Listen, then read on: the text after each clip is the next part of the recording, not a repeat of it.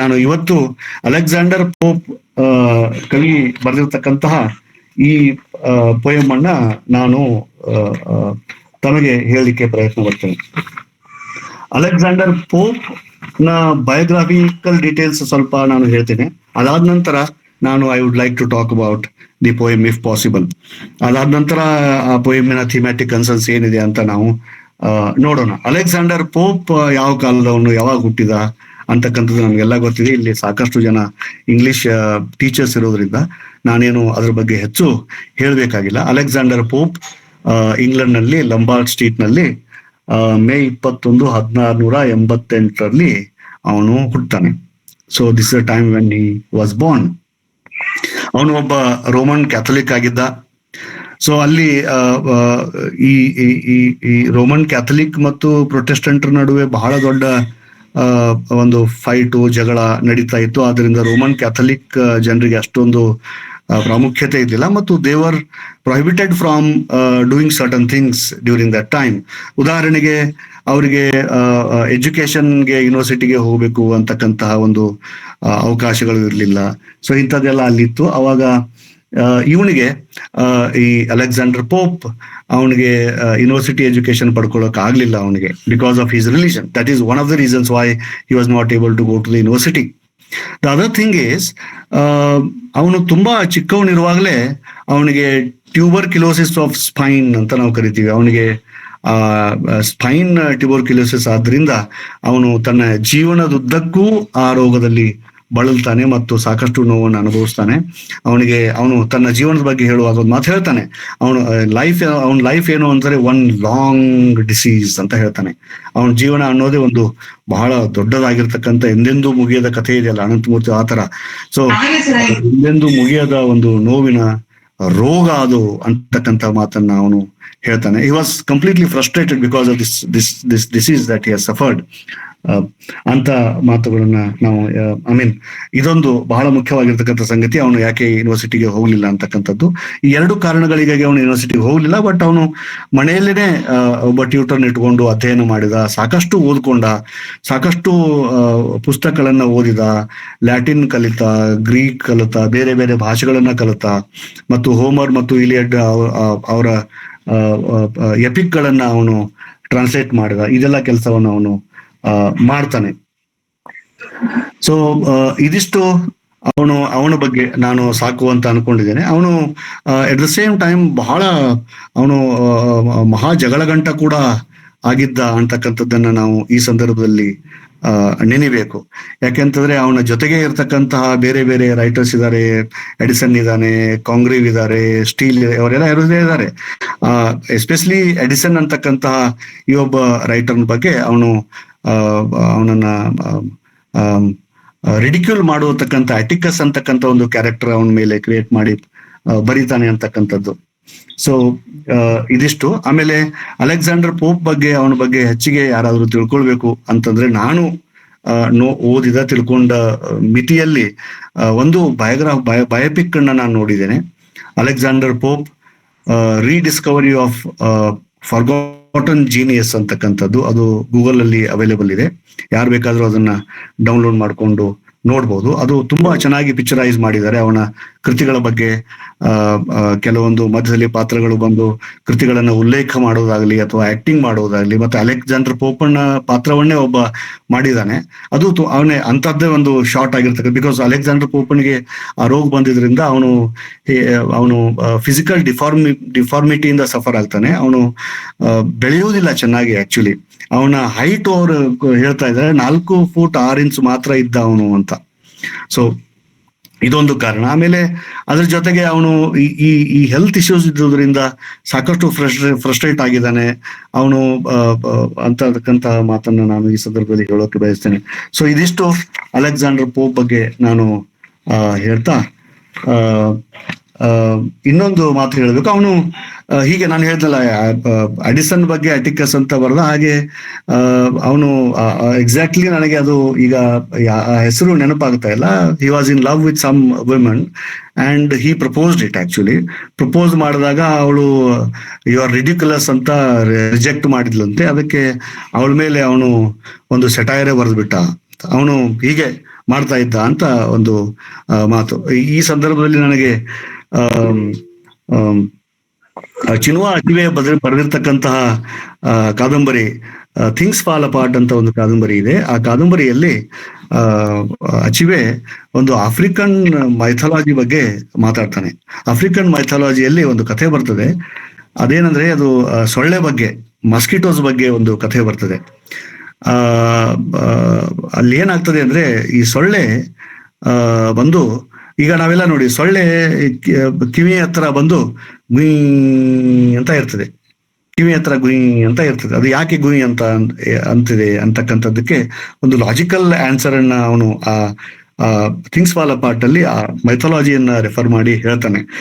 ಅದೇನಂದ್ರೆ ಈ ಸೊಳ್ಳೆ ಇದೆಯಲ್ಲ, ಸೊಳ್ಳೆ ನಮ್ಮ ಅಂದ್ರೆ ಮನುಷ್ಯರ ಕಿವಿ ಹತ್ರ ಬಂದು ಒಂದ್ಸಲ ರಿಕ್ವೆಸ್ಟ್ ಮಾಡ್ಕೊಳ್ತಂತೆ, ಏನು ಕಿವಿ ನೀನು ತುಂಬಾ ಚೆನ್ನಾಗಿ ಕಾಣಿಸ್ತಾ ಇದೆ, ನೀನು ನನ್ನ ಮದುವೆ ಆಗು ಅಂತ ಸೊಳ್ಳೆ ಕೇಳ್ಕೊಳ್ತು ಅಂತ. ಆವಾಗ ಈ ಕಿವಿ ಕೊಳ್ಳಂತ ಜೋರಾಗಿ ನಕ್ಕು ಬಿಡ್ತು. ನಿನ್ನಂತ ಸೊಳ್ಳೆ ಎಷ್ಟ್ ದಿನ ಬದುಕ್ತೀಯ ನೀನು, ಒಂದು 5-6 ದಿನ ಬದುಕ್ತೀಯ ಅಷ್ಟೇ, ನಿನ್ನನ್ನು ಮದುವೆಯಾಗಿ ನಾನೇನಾಗ್ಬೇಕು ಅಂತ ಅವನನ್ನ ವಿಡಂಬನಾತ್ಮಕವಾಗಿ ಅವನ ಆ ಸೊಳ್ಳೆಯ ಪ್ರಪೋಸಲ್ ಅನ್ನ ತಿರಸ್ಕಾರ ಮಾಡಿತು ಕಿವಿ ಅಂತ. ಸೊ ಹಾಗೆ ತಿರಸ್ಕಾರ ಮಾಡಿದ ಕಥೆ ಮುಗಿತಲ್ಲಿಯೇ. ಆದ್ರೆ ಏನಾಗ್ತಾ ಇದೆ, ಈ ಸೊಳ್ಳೆ ನಮ್ಮ ಕಿವಿ ಹತ್ರ ಬಂದು ಗುಯ್ ಅಂತ ಇದೆಯಲ್ಲ, ನೋಡು ನಾನು ಇನ್ನೂ ಬದುಕಿದ್ದೇನೆ, ನಾನು ಸತ್ತಿಲ್ಲ, ನೋಡು ನಿನ್ನೂ ಬದುಕಿದ್ದೇನೆ ಅಂತ ಹೇಳ್ತಾ ಇದೆ ಸೊಳ್ಳೆ ಅಂತ. ಸೊ ಇದನ್ನ ಯಾಕೆ ನಾನು ಹೇಳ್ತಾ ಇದ್ದೇನೆ ಅಂದ್ರೆ, ಅಲೆಕ್ಸಾಂಡರ್ ಪೋಪು ಅವಳು ಪ್ರಪೋಸಲ್ ನ ರಿಜೆಕ್ಟ್ ಮಾಡಿದಾಗ ಅವನು ಸುಮ್ಮನೆ ಇರ್ಬೋದಾಗಿತ್ತು. ಅವನು ಏನ್ ಮಾಡಿದ ಅಂದ್ರೆ ಒಂದು ಸೆಟೈರ್ ಬರೋದ, ಆ ಸೆಟೈರ್ ಅನ್ನ ಅವಳು ಮತ್ತೆ ಮತ್ತೆ ಓದ್ಬೇಕು, ಅಥವಾ ಗೊತ್ತಿರೋ ಅಂದ್ರೆ ಅದ್ರ ಬಗ್ಗೆ ಯಾರಾದ್ರೂ ಮಾತಾಡ್ಬೇಕು, ಅದು ಅವಳಿಗೆ ಮತ್ತೆ ನೆನಪಾಗಬೇಕು, ಅವನ ಪ್ರೀತಿ ಅವಳಿಗೆ ನೆನಪಾಗಬೇಕು, ಈ ತರ. ಸೊ ಇಂತಹ ಬರಹಗಾರ ಅವನು ಅಂತ ನಾನು ಈ ಸಂದರ್ಭದಲ್ಲಿ ಹೇಳೋಕ್ ಬಯಸ್ತೇನೆ. ಇದಿಷ್ಟು ಅಲೆಕ್ಸಾಂಡರ್ ಪೋಪ್ ಬಗ್ಗೆ. ಇನ್ನು ಇವತ್ತಿನ ಈ ರೇಪ್ ಆಫ್ ದಿ ಲಾಕ್ ಅಂತಕ್ಕಂತಹ ಮಾಕ್ ಎಪಿಕ್ ಪೋಯಮ್ ಇನ್ ಪ್ರೋಸ್ ಅಂತಕ್ಕಂತಹ ಈ ಪೋಯಮ್ ಬಗ್ಗೆ ಒಂದಷ್ಟು ಮಾಹಿತಿಯನ್ನ ಈ ಸಂದರ್ಭದಲ್ಲಿ ತಮ್ಮ ಜೊತೆಗೆ ನಾನು ಹಂಚಿಕೊಳ್ಳೋದಕ್ಕೆ ಬಯಸ್ತೇನೆ. ಈ ಪೋಯಮ್, ಮಾಕ್ ಎಪಿಕ್ ಪೋಯಮ್ ಇನ್ ಪ್ರೋಸ್ ಅಂತಕ್ಕಂತಹ ಈ ಪೋಯಮ್ ಇದೆಯಲ್ಲ, ಇದನ್ನ ಅವನು ಒಂದು ರಿಯಲ್ ಲೈಫ್ ಇನ್ಸಿಡೆಂಟ್ ಅನ್ನ ಬೇಸ್ ಮೇಲೆ ಬರೆದಿದ್ದಾನೆ. ಅಲ್ಲೇನಾಗಿದೆ ಅಂತಂದ್ರೆ, ಅರೆಬೆಲ್ಲಾ ಫಾರ್ಮರ್ ಅನ್ನುವ ಒಬ್ಬ ಅರಿಸ್ಟೋಕ್ರಾಟಿಕ್ ಫ್ಯಾಮಿಲಿಯ ಒಬ್ಬ ಹುಡುಗಿ, ಆಮೇಲೆ ಲಾರ್ಡ್ ಪೀಟರ್ ಅಂತಕ್ಕಂತಹ ಇನ್ನೊಂದು ಅರಿಸ್ಟೋಕ್ರಾಟಿಕ್ ಫ್ಯಾಮಿಲಿಯ ತರುಣ ಅಂತ ಅನ್ಕೊಳ್ಳೋಣ ನಾವಿಲ್ಲಿ. ಅವನು ಏನ್ ಮಾಡಿದಾನೆ ಅಂತಕ್ಕಂಥದ್ದು ಒಂದು ಘಟನೆ, ಒಂದು ನೈಜ ಘಟನೆ ಇಂಥದ್ದೊಂದು ಘಟನೆ ಆಗಿದೆ. ಈ ಘಟನೆಯನ್ನ ಆಧಾರವಾಗಿ ಇಟ್ಕೊಂಡು ಅಲೆಕ್ಸಾಂಡರ್ ಪೋಪು ಇಂತಹ ಒಂದು ಪೋಯಮ್ ಅನ್ನ ಬರೆದಿದ್ದಾನೆ ಅಂತಕ್ಕಂಥದ್ದು ನಮಗೆ ಸಾಹಿತ್ಯವನ್ನು ಓದುವಾಗ ಈ ಮಾಹಿತಿ ನಮಗೆ ಸಿಗ್ತದೆ ಅಂತಕ್ಕಂಥದ್ದು. ಸೊ ಅಲ್ಲಿ ಏನಾಗಿದೆ, ಈ ಈ ಈ ಲಾರ್ಡ್ ಪೀಟರ್ ಅಂತಕ್ಕಂಥವ್ರು, ಇವರಿಬ್ರು ಅರಿಸ್ಟೋಕ್ರಾಟಿಕ್ ಫ್ಯಾಮಿಲಿಯವರು ಮತ್ತು ರೋಮನ್ ಕ್ಯಾಥಲಿಕ್ ಫ್ಯಾಮಿಲಿಯಿಂದ ಬಂದಿರತಕ್ಕಂಥವ್ರು. ಈ ಲಾರ್ಡ್ ಪೀಟರ್ ಅನ್ನೋನು ಈ ಅರೆಬೆಲ್ಲಾ ಫಾರ್ಮರ್ ಅಂತಕ್ಕಂಥ ತರುಣಿಯ ಹೇರ್ ಅನ್ನ ಕಟ್ ಮಾಡಿದಾನೆ ಅಂತಕ್ಕಂಥದ್ದು. ಸೊ ಆ ಹೇರ್ ಕಟ್ ಮಾಡಿದ್ರಿಂದ ಆ ಎರಡೂ ಫ್ಯಾಮಿಲಿಗಳ ಮಧ್ಯೆ ಡಿಸ್ಪ್ಯೂಟ್ ಬಂದು ಬಹಳ ದೊಡ್ಡ ಜಗಳವೇ ಆಗಿ ಹೋಗಿದೆ. ಎರಡೂ ಫ್ಯಾಮಿಲಿಗಳು ಸಪರೇಟ್ ಆಗಿವೆ. ಇಂಥ ಒಂದು ಪ್ರಸಂಗದಲ್ಲಿ ಅಲ್ಲಿ ಇನ್ನೊಬ್ಬ ವ್ಯಕ್ತಿ ಇದ್ದಾನೆ, ಜಾನ್ ಕ್ಯಾರಿಲ್ ಅಂತಕ್ಕಂಥವನು. ಅವನು ನಮ್ಮ ಅಲೆಕ್ಸಾಂಡರ್ ಪೋಪನ ಸ್ನೇಹಿತ ಮತ್ತು ಈ ಫ್ಯಾಮಿಲಿಗೂ ಅವನು ಸ್ನೇಹಿತ ಇದ್ದಿರ್ಲೇಬೇಕು. ಸೊ ಅವನು ಅಲೆಕ್ಸಾಂಡರ್ ಪೋಪನಿಗೆ ಬಂದು ಒಂದು ರಿಕ್ವೆಸ್ಟ್ ಮಾಡ್ಕೊಳ್ತಾನೆ, ನೋಡಪ್ಪ ಇಂಥದ್ದೊಂದು ನೈಜ ಘಟನೆ ಆಗಿದೆ, ಬಟ್ ಆ ಎರಡೂ ಫ್ಯಾಮಿಲಿಗಳು ಹೀಗೆ ಜಗಳ ಆಡೋದು ನನಗೆ ಇಷ್ಟ ಇಲ್ಲ. ಅವರಿಬ್ರು ಹೇಗಾದ್ರೂ ಮಾಡಿ let us reconcile this conflict between these two families.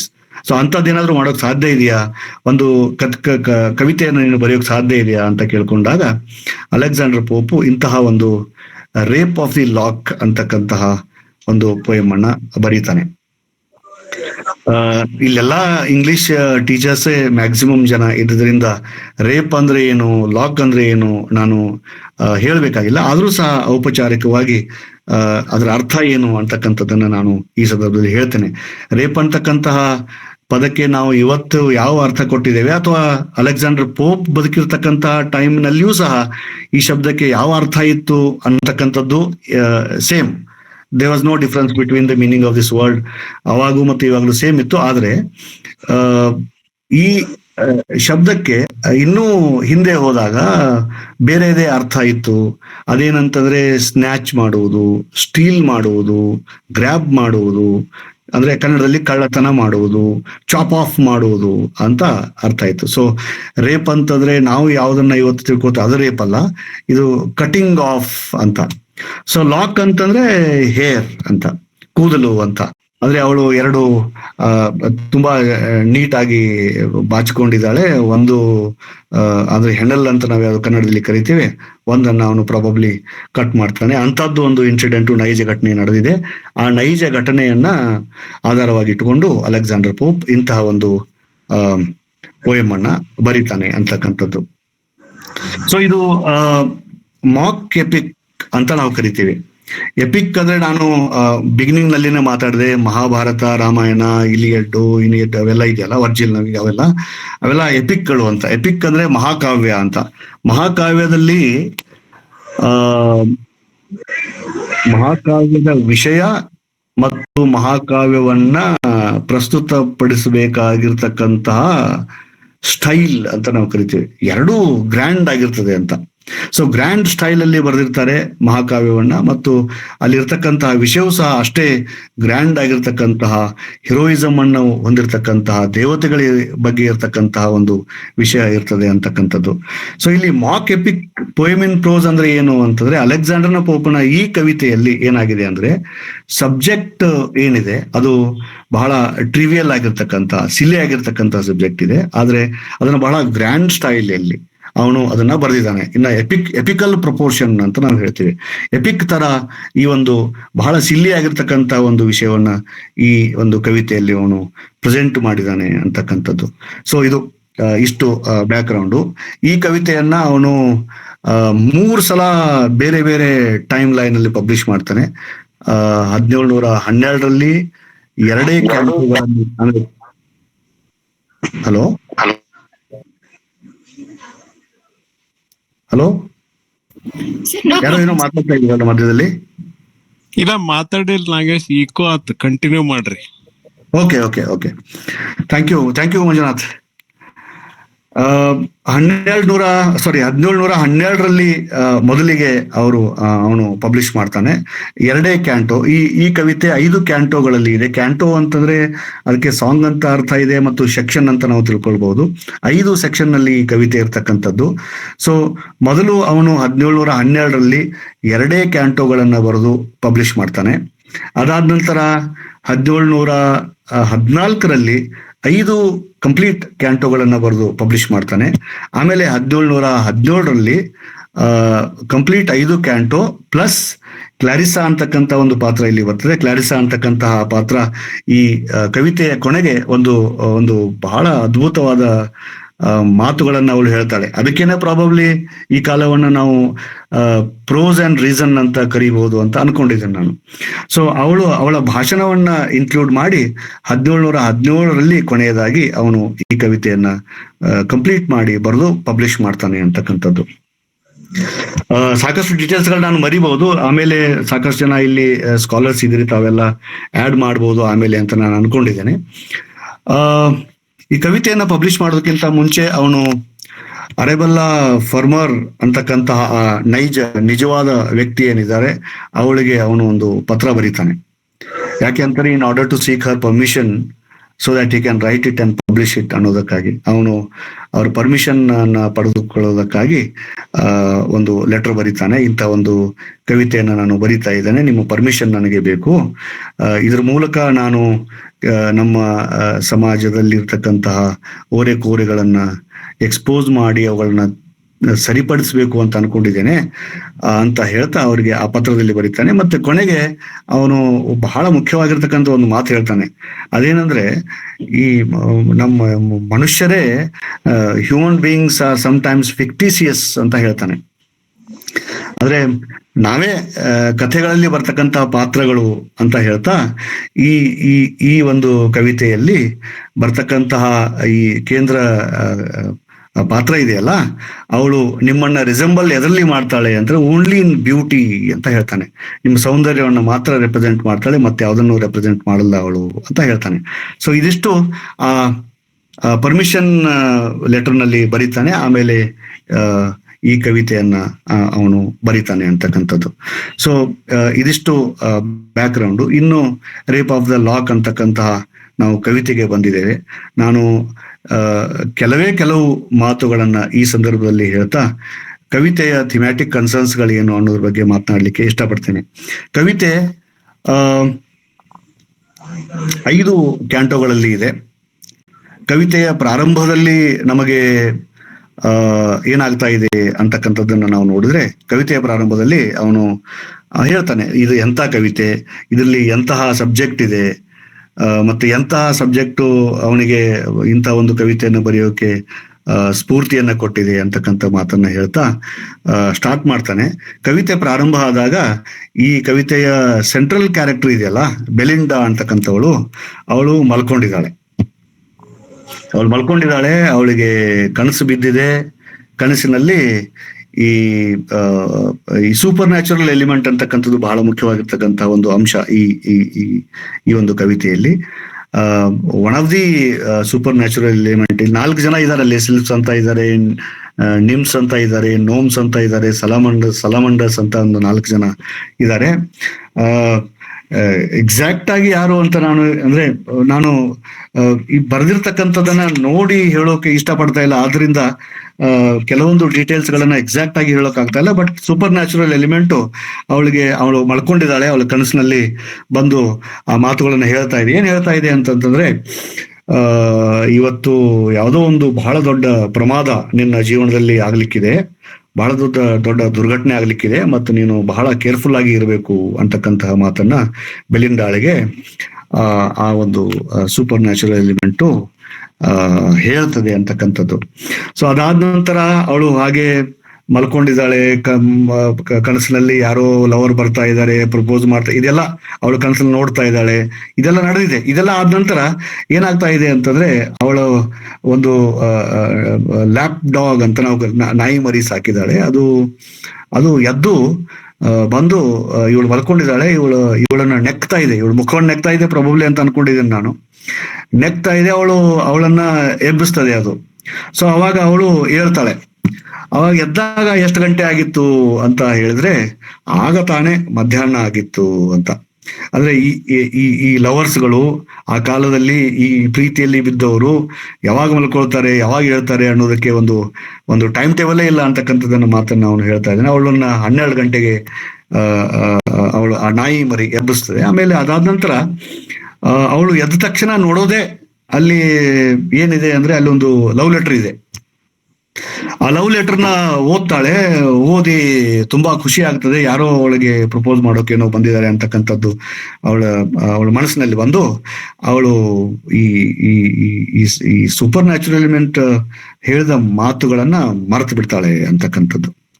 So ಅವಳು ಮರ್ತು ಬಿಡ್ತಾಳೆ. ಆಮೇಲೆ ಅವಳು ಅವತ್ತಿನ ದಿನ ಇದೇ ಅವ್ರ ಕೆಲಸ, ರೆಡಿ ಆಗೋದು, ಪಾರ್ಟಿಗೆ ಹೋಗೋದು, ಸೋಷಿಯಲೈಸಿಂಗ್ ಅಂತ ನಾವು ಕರಿತೀವಿ ಅದನ್ನ. ಇದೇ ಕೆಲಸ ಮಾಡ್ತಾ ಇರ್ತಾರೆ ಇಂಥ ಜನಗಳು. ಅವಳು ಹೇಳ್ತಾಳೆ, ರೆಡಿ ಆಗ್ತಾಳೆ ಅಂದ್ರೆ in order to go to the party ಅವಳು ರೆಡಿ ಆಗ್ತಕ್ಕಂಥ ಸಂದರ್ಭದಲ್ಲಿ ಅಲ್ಲಿ ಅದನ್ನ ಅವನು ಬಹಳ ವಿವರವಾಗಿ ಅಲೆಕ್ಸಾಂಡರ್ ಪೋಪ್ ಹೇಳ್ತಾನೆ, ಬೆಲಿಂದಾಸ್ ಟಾಯ್ಲೆಟ್ ಅಂತಕ್ಕಂಥದ್ದು ಅಂತ. ಸೊ ಟಾಯ್ಲೆಟ್ ಅಂತಂದ್ರೆ ಇವತ್ತು ನಾವು ತಿಳ್ಕೊಂಡಿರ್ತಕ್ಕಂಥ ಟಾಯ್ಲೆಟ್ ಅಲ್ಲ, ಅದು ಡ್ರೆಸ್ಸಿಂಗ್ ಟೇಬಲ್ ಅಂತಕ್ಕಂಥದ್ದು. ಅವಳ ಡ್ರೆಸ್ಸಿಂಗ್ ಟೇಬಲ್ ಇದೆ. ಅವಳ ಡ್ರೆಸ್ಸಿಂಗ್ ಟೇಬಲ್ ಮೇಲೆ ಬೇರೆ ಬೇರೆ ಕಾಸ್ಮೆಟಿಕ್ಸ್ ಇದೆ ಅಂತಕ್ಕಂಥದ್ದು. ಅಂದ್ರೆ ಸೌಂದರ್ಯ ವರ್ಧಕಗಳು ಅಂತ ನಾವು ಯಾವ್ದನ್ನ ಕರಿತೇವೆ, ಆ ಸೌಂದರ್ಯ ವರ್ಧಕಗಳನ್ನ ಇಟ್ಟಿದ್ದಾಳೆ. ಬೇರೆ ಬೇರೆ ಸೌಂದರ್ಯ ವರ್ಧಕಗಳನ್ನ ಇಟ್ಟಿದ್ದಾಳೆ. ಬಹಳ ವಿಚಿತ್ರ ಅಂತಂದ್ರೆ, ಆ ಸೌಂದರ್ಯ ವರ್ಧಕಗಳ ಜೊತೆಗೆ ಬೈಬಲ್ ಅನ್ನು ಅಲ್ಲಿ ಅವಳು ಇಟ್ಟಿದ್ದಾಳೆ.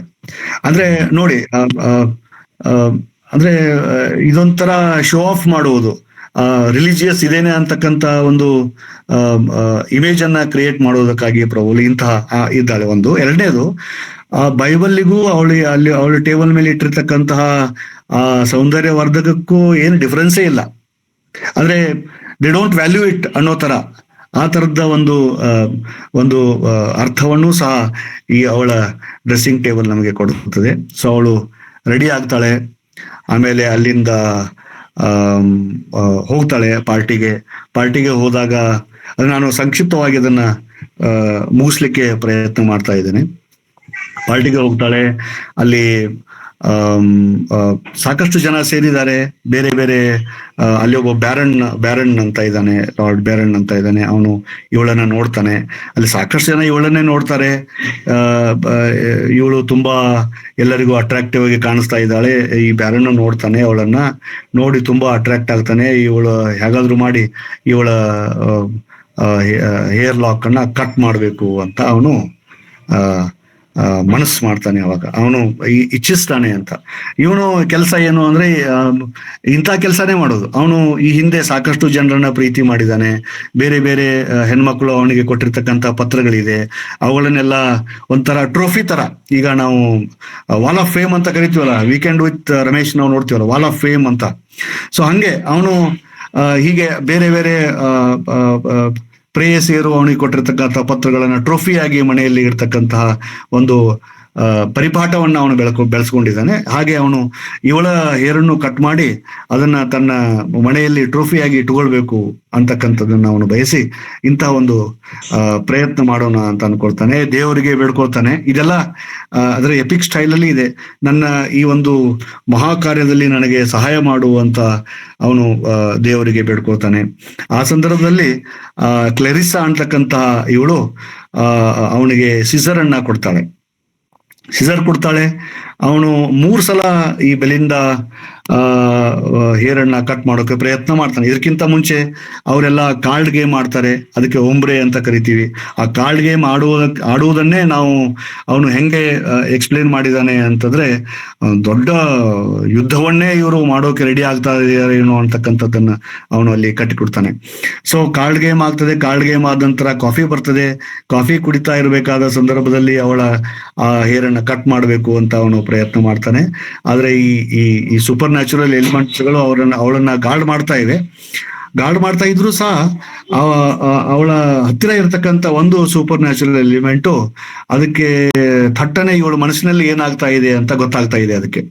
ಅದೇನಾಗ್ತದೆ, ಇವಳ ಮನಸ್ಸಿನಲ್ಲಿ ಒಂದು ಭಾವ ಬರ್ತಾ ಇದೆ. ಯಾರೋ ಒಬ್ಬ ಅರ್ಲಿ ಲವರ್ ಅವಳಿಗೆ ಇದ್ರೆ ಚೆನ್ನಾಗಿರ್ತಿತ್ತು, ನನ್ನನ್ನು ಯಾರೋ ಪ್ರೀತಿ ಮಾಡಬೇಕು ಅಂತ ಬಯಸ್ತಾ ಇದ್ದಾಳೆ ಆ ಸಂದರ್ಭದಲ್ಲಿ ಅವಳು. ಅವಾಗ ಈ ಏರಿಯಲ್ಲೇ ಇರಬೇಕು ನಾನು ಅನ್ಕೊಂಡಿದ್ದೇನೆ. ಅವಳು ಆ ಸೂಪರ್ ನ್ಯಾಚುರಲ್ ಎಲಿಮೆಂಟ್ ಅಲ್ಲಿಂದ ಹೋಗ್ಬಿಡ್ತದೆ. ಅದು ಹೋದ ತಕ್ಷಣ ಇದೇ ಅವಕಾಶ ಅನ್ಕೊಂಡು ಈ ಬ್ಯಾರನ್ನು ಅವಳ ಹೇರ್ ಅನ್ನ ಕಟ್ ಮಾಡಿಬಿಡ್ತಾನೆ ಅಂತಕ್ಕಂಥದ್ದು. ಸೊ ಇದು ಮುಗಿತಲ್ಲಿಗೆ ಕತೆ, ರೇಪ್ ಆಫ್ ದಿ ಲಾಕ್ ಅಂತಕ್ಕಂಥದ್ದು ಕಟ್ ಆಯ್ತು. ಆಮೇಲೆ ಅವರಿಬ್ರು ನಡುವೆ ಜಗಳ ಪ್ರಾರಂಭ ಆಗ್ತದೆ. ಬೆಲಿಂಡಾ ಜೋರಾಗಿ ಅಳೋಕ್ ಸ್ಟಾರ್ಟ್ ಮಾಡ್ತಾಳೆ. ಅವಳಿಗೆ ಮತ್ತೆ ಯಾರು ಫ್ರೆಂಡ್ಸ್ ಇದ್ದಾರೆ, ಅಳೋಕ್ ಸ್ಟಾರ್ಟ್ ಮಾಡ್ತಾಳೆ, ಕಿರ್ಚೋಕ್ ಸ್ಟಾರ್ಟ್ ಮಾಡ್ತಾಳೆ. ಇದೆಲ್ಲ ಆಗ್ತದೆ ಅಲ್ಲಿ. ನನ್ನ ಮಾನ ಹೋಯ್ತು, ಹಾಗಾಯ್ತು, ಹೀಗಾಯ್ತು, ಎಲ್ಲ ಅವಳು ಏನೆಲ್ಲ ಮಾತುಗಳನ್ನ ಹೇಳ್ತಾಳೆ.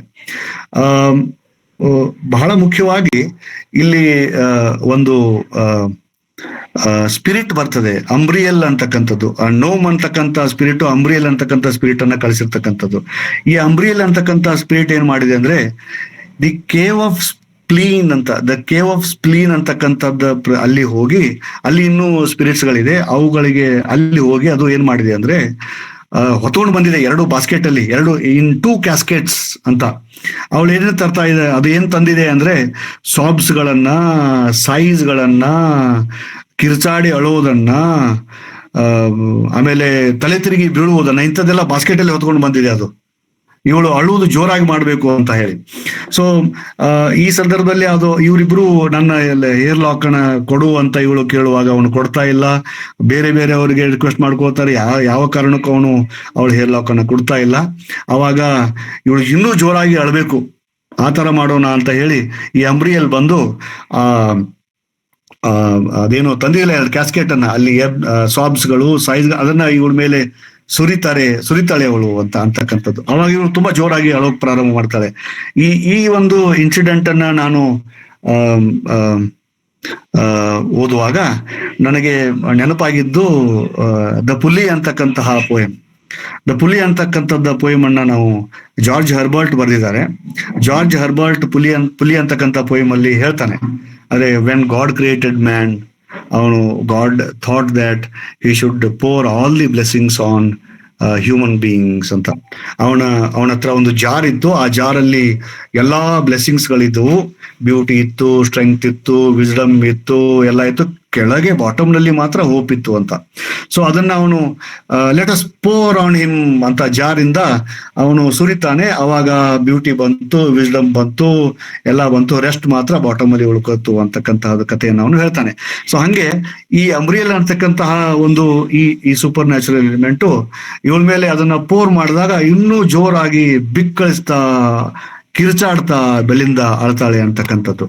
ಸೊ ಇದಿಷ್ಟ ಆಗ್ತದೆ. ಇದಾದ ನಂತರ ಅವನು ಬ್ಯಾರನ್ ಯಾವುದೇ ಕಾರಣಕ್ಕೂ ಈ ಹೇರ್ ಲಾಕ್ ಅನ್ನ ಸಾರಿ ಈ ಹೇರ್ ಕರೆಕ್ಟ್ ಅದನ್ನು ಕೊಡೋದಿಲ್ಲ. ಅವಾಗ ಅಲ್ಲಿ ಕವಿ ಮಧ್ಯದಲ್ಲಿ ಬಂದು ಒಂದು ಮಾತನ್ನ ಹೇಳ್ತಾನೆ. ಏನ್ ಹೇಳ್ತಾನೆ ಅಂತಂದ್ರೆ, ಅದು it has become part of the constellation now, it has become the star and it will envy more people now ಅಂತ ಹೇಳ್ತಾನೆ. ಅಂದ್ರೆ ಅದು ಆಕಾಶದಲ್ಲಿ, ಆಕಾಶ ಗಂಗೆಯಲ್ಲಿ ಕಾನ್ಸ್ಟಲೇಷನ್ ಆಗಿಬಿಟ್ಟಿದೆ. ಈಗ ಅದ ನೀನು ಈಗ ಬದುಕಿರುವಾಗ ಎಷ್ಟು ಜನರನ್ನ ಅಟ್ರಾಕ್ಟ್ ಮಾಡಿದ್ಯೋ ಅದಕ್ಕಿಂತ ಸಾವಿರಾರು ಪಟ್ಟು ಹೆಚ್ಚು ಜನರನ್ನ ಅದು ಇನ್ ಮುಂದೆ ಅಟ್ರಾಕ್ಟ್ ಮಾಡ್ತಾ ಆಕಾಶದಲ್ಲಿ ಸ್ಟಾರ್ ಆಗಿ ಉಳಿದು ಬಿಡ್ತದೆ ಅಂತಕ್ಕಂಥ ಮಾತನ್ನ ಅವನು ಹೇಳ್ತಾನೆ. ಸೊ ಇದಕ್ಕಿಂತ ಮುಂಚೆ ಆ ಕ್ಲಾರಿಸಾ ಬರ್ತಾಳೆ. ಕ್ಲಾರಿಸಾ ಭಾಷಣವನ್ನು ಮಾಡ್ತಾಳೆ. ಅವಳು ಒಂದು ಮಾತನ್ನ ನಾನು ಹೇಳಿ ನನ್ನ ಮಾತುಗಳನ್ನು ಮುಗಿಸ್ತೇನೆ. ಅವಳು ಏನ್ ಹೇಳ್ತಾಳೆ ಅಂತಂದ್ರೆ, ಬ್ಯೂಟಿ ಅನ್ನುವುದು ಶಾರ್ಟ್ ಲಿವ್ಡ್ ಅಂತ. ಬ್ಯೂಟಿ ಅನ್ನೋದು ಶಾರ್ಟ್ ಲಿವ್ಡ್ ಆದ್ರಿಂದ ನಾವು ಇದನ್ನ ಪರ್ಸೂ ಮಾಡಬಾರ್ದು. ಇದಕ್ಕಿಂತ ಭಿನ್ನವಾಗಿರ್ತಕ್ಕಂತಹ, ಬೇರೆದಾಗಿರ್ತಕ್ಕಂತಹ, ಸಬ್ಸ್ಟ್ಯಾನ್ಷಿಯಲ್ ಆಗಿರ್ತಕ್ಕಂಥ ಇನ್ನೊಂದು ಯಾವುದನ್ನು ಇಂಟೆಲೆಕ್ಚುವಲ್ ವಿಸ್ಡಮ್ ಅನ್ನೋ ಅಂಥದ್ದನ್ನ ನಾವು ಪಡ್ಕೊಳ್ಬೇಕು. ಅವಾಗ ಮಾತ್ರ ನಮಗೆ ಸೊಸೈಟಿಲಿ ವ್ಯಾಲ್ಯೂ ಬರ್ತದೆ ಅಂತಕ್ಕಂಥ ಮಾತನ್ನ ಅವಳು ಹೇಳ್ತಾಳೆ. ಇದಿಷ್ಟು ಕಥೆ the rape of the lock ಅಂತಕ್ಕಂಥದ್ದು. ಇನ್ನು 5 ನಿಮಿಷದಲ್ಲಿ ನಾನು ಈ ಕವಿತೆಯಲ್ಲಿ ಥಿಮ್ಯಾಟಿಕ್ ಕನ್ಸರ್ನ್ಸ್ಗಳು ಏನಿದೆ, ಕವಿತೆಯ ಥೀಮ್ಸ್ ಗಳೇನಿದೆ ಅಂತಕ್ಕಂಥದ್ದನ್ನ, ಟೈಮ್ ಇದೆ ಅಲ್ವಾ ಮೇಡಮ್, ಮಾತಾಡ್ಬೋದಾ ಇನ್ನೊಂದು 5 ನಿಮಿಷ? Can I speak for another 5 minutes? Sir ಮಾತಾಡಿ ಸರ್, ಇನ್ನು 10 minutes ಟೈಮ್ ಇದೆ. Okay. So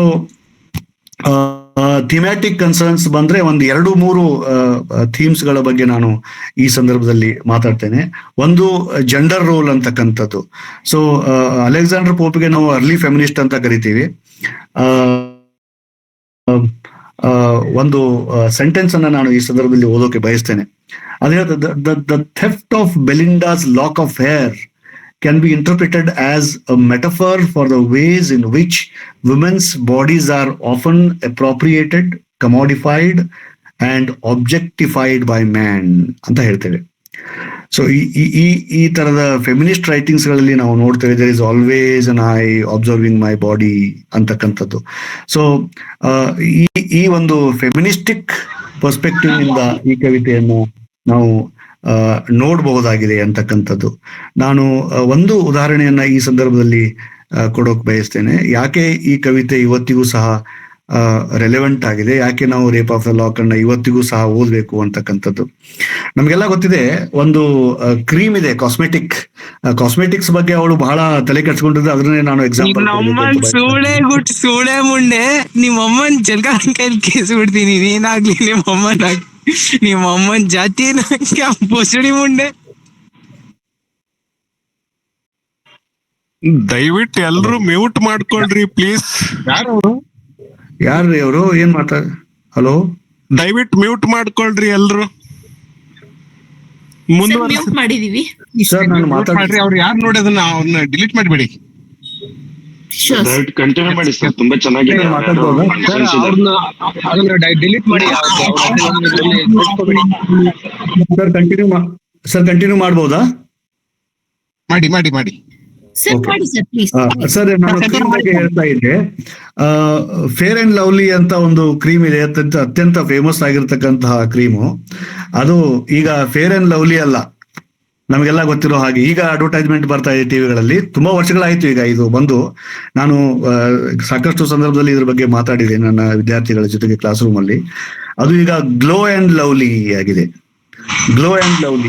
Fair and Lovely ಅಲ್ಲ, ಅದು Glow and Lovely. Fair and Lovely ಯಾಕಲ್ಲ ಅಂತಂದ್ರೆ, ಫೇರ್ ಅಂತಂದ್ರೆ ನಾವು ರೇಸಿಸಮ್ ಮಾಡ್ತಾ ಇದ್ದೇವೆ ಅಂತಕ್ಕಂಥದ್ದು. So market forces decide our lives ಅಂತಕ್ಕಂಥದ್ದು. ಸೊ ಫೇರ್ ಅಂಡ್ ಲವ್ಲಿ ಅಂತ ಇಟ್ಬಿಟ್ರೆ ಅದರ ವ್ಯಾಪಾರವೇ ಕುಗ್ಗಿ ಹೋಗಿದೆ ಅಂತಕ್ಕಂಥದ್ದು ಒಂದು ರಿಪೋರ್ಟ್ ಬಂದಿತ್ತು ಅವಾಗ.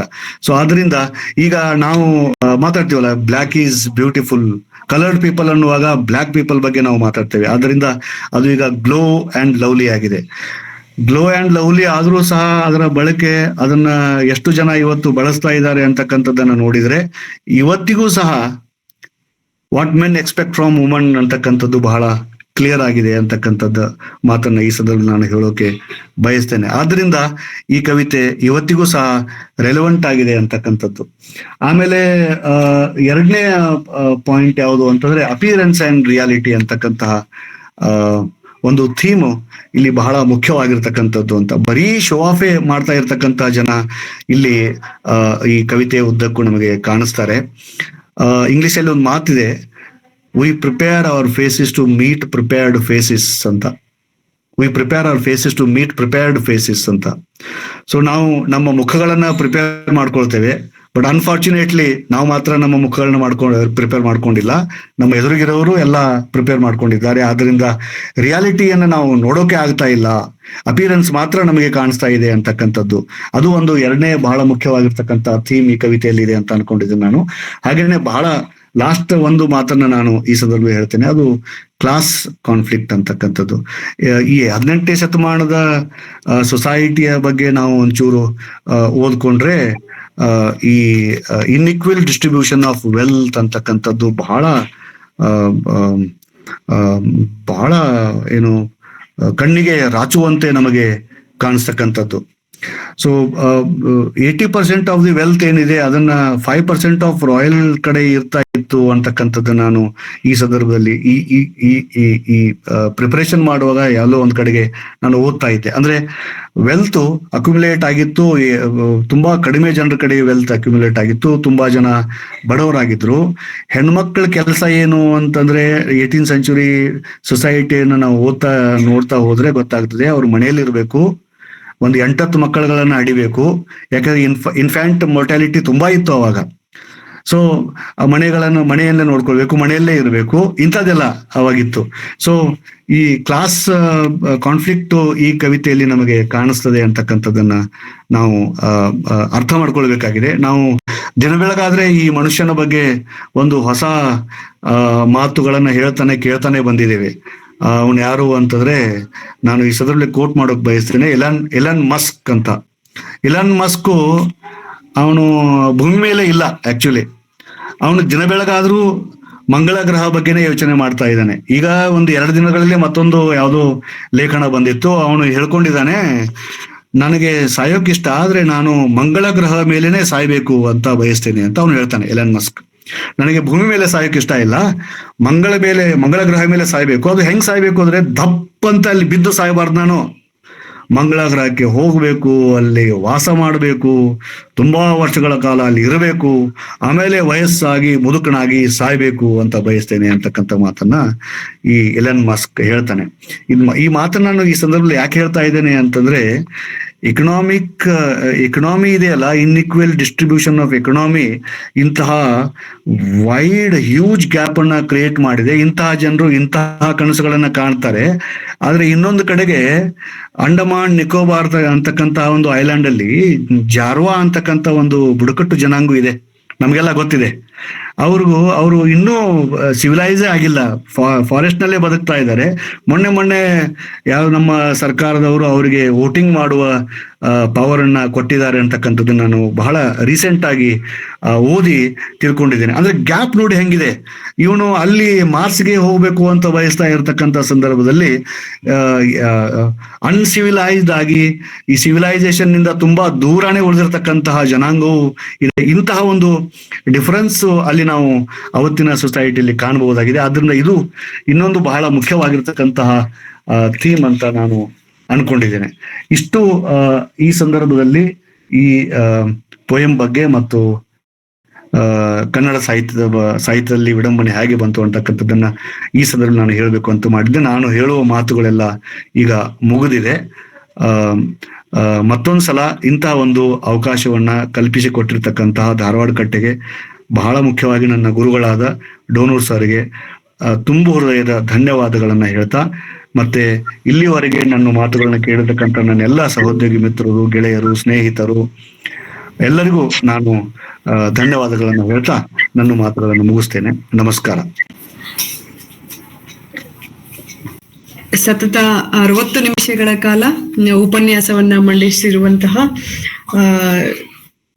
ಡಾಕ್ಟರ್ ನಾಗೇಶ್ ಎಸ್ ಡುಗನವರ್ ಸರ್ಗೆ ತುಂಬ ಹೃದಯದ ಧನ್ಯವಾದಗಳು. ಹಾಗೆ ಹಾ ಸರ್,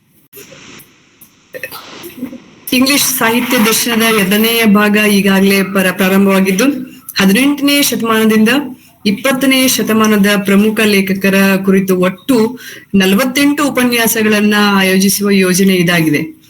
ಈ ಎಲ್ಲ ಉಪನ್ಯಾಸಗಳನ್ನು 6 ತಿಂಗಳ ಅವಧಿಯಲ್ಲಿ ಪೂರ್ಣಗೊಳಿಸುವ ಒಂದು ಯೋಜನೆ ಇರೋದ್ರಿಂದ ಪ್ರತಿ ಗುರುವಾರ ಮತ್ತು ಶನಿವಾರ ಸಂಜೆ 6 ಗಂಟೆಗೆ ಉಪನ್ಯಾಸ ಜರುಗಲಿವೆ. ಆಸಕ್ತರು ಗಮನಿಸಬೇಕು ಮತ್ತು ಗುರುವಾರ ಮತ್ತು ಶನಿವಾರ ಸಂಜೆ 6 ಗಂಟೆಗೆ ನಮ್ಮೊಂದಿಗೆ ಜೊತೆಯಾಗಲು ತಮ್ಮಲ್ಲಿ ಕೋರಿಕೆ. ಧಾರವಾಡ ಕಟ್ಟೆ ಪರಶುಕಟ್ಟೆ ಕನ್ನಡ ಮಾಸಪತ್ರಿಕೆಗೆ ತಮ್ಮ ಬರಹವನ್ನ ತಾವುಗಳು ಮಂಡಿಸಬಹುದು. ವೆಬ್ಸೈಟ್ ಬಂದು DWD ಕಟ್ಟೆ magazine@gmail.com ಇದಕ್ಕೆ ತಮ್ಮ ಒಂದು ಬರಹವನ್ನ ಕಳಿಸಿಕೊಡ್ಬೇಕು ಅಂತ ತಮ್ಮಲ್ಲಿ ವಿನಂತಿ. ಹೆಚ್ಚಿನ ಮಾಹಿತಿ ಪಡೆಯಲು ಧಾರವಾಡ ಕಟ್ಟೆಯ ವೆಬ್ಸೈಟ್ www.dharwadkatte.in ಗೆ ಭೇಟಿ ಕೊಡ್ಬೇಕಾಗಿ ತಮ್ಮಲ್ಲಿ ವಿನಂತಿ. ದಿನಾಂಕ 20/2/2025 ಗುರುವಾರ ಸಂಜೆ 6 ಗಂಟೆಗೆ ಡಾಕ್ಟರ್ ಉಷಾ ಬಿ, ಇಂಗ್ಲಿಷ್ ಸಹಾಯಕ ಪ್ರಾಧ್ಯಾಪಕರು, ಸರ್ಕಾರಿ ಪ್ರಥಮ ದರ್ಜೆ ಕಾಲೇಜು ಕುಮಟಾ, ಇವರು ರಿಚರ್ಡ್ ಶೆರಿಡನ್ ನ ದಿ ರಿವೈಲ್ಸ್ ಎಂಬ ವಿಷಯದ ಕುರಿತು ತಮ್ಮ ಉಪನ್ಯಾಸವನ್ನ ಮಂಡಿಸಲಿದ್ದಾರೆ. ಸಾಹಿತ್ಯಾಸಕ್ತರು ಧಾರವಾಡ ಕಟ್ಟೆಗೆ ಜಾಯಿನ್ ಆಗಿ ಒಂದು ಉಪನ್ಯಾಸವನ್ನ ಆಸಕ್ತಿಯಿಂದ ಆಲಿಸಬೇಕು ಅಂತ ತಮ್ಮಲ್ಲಿ ವಿನಂತಿ. ಈಗ ಮುಂದಿನದಾಗಿ ಅಧ್ಯಕ್ಷರ ನುಡಿಗಳು. ಪ್ರೊಫೆಸರ್ ಬಸವರಾಜ್ ಡೋನೂರ್, ಮಾನ್ಯ ನಿರ್ದೇಶಕರು, ಅಧ್ಯಯನಾಂಗ, ಕರ್ನಾಟಕ ಕೇಂದ್ರೀಯ ವಿಶ್ವವಿದ್ಯಾಲಯ ಕಲಬುರಗಿ. Sir please.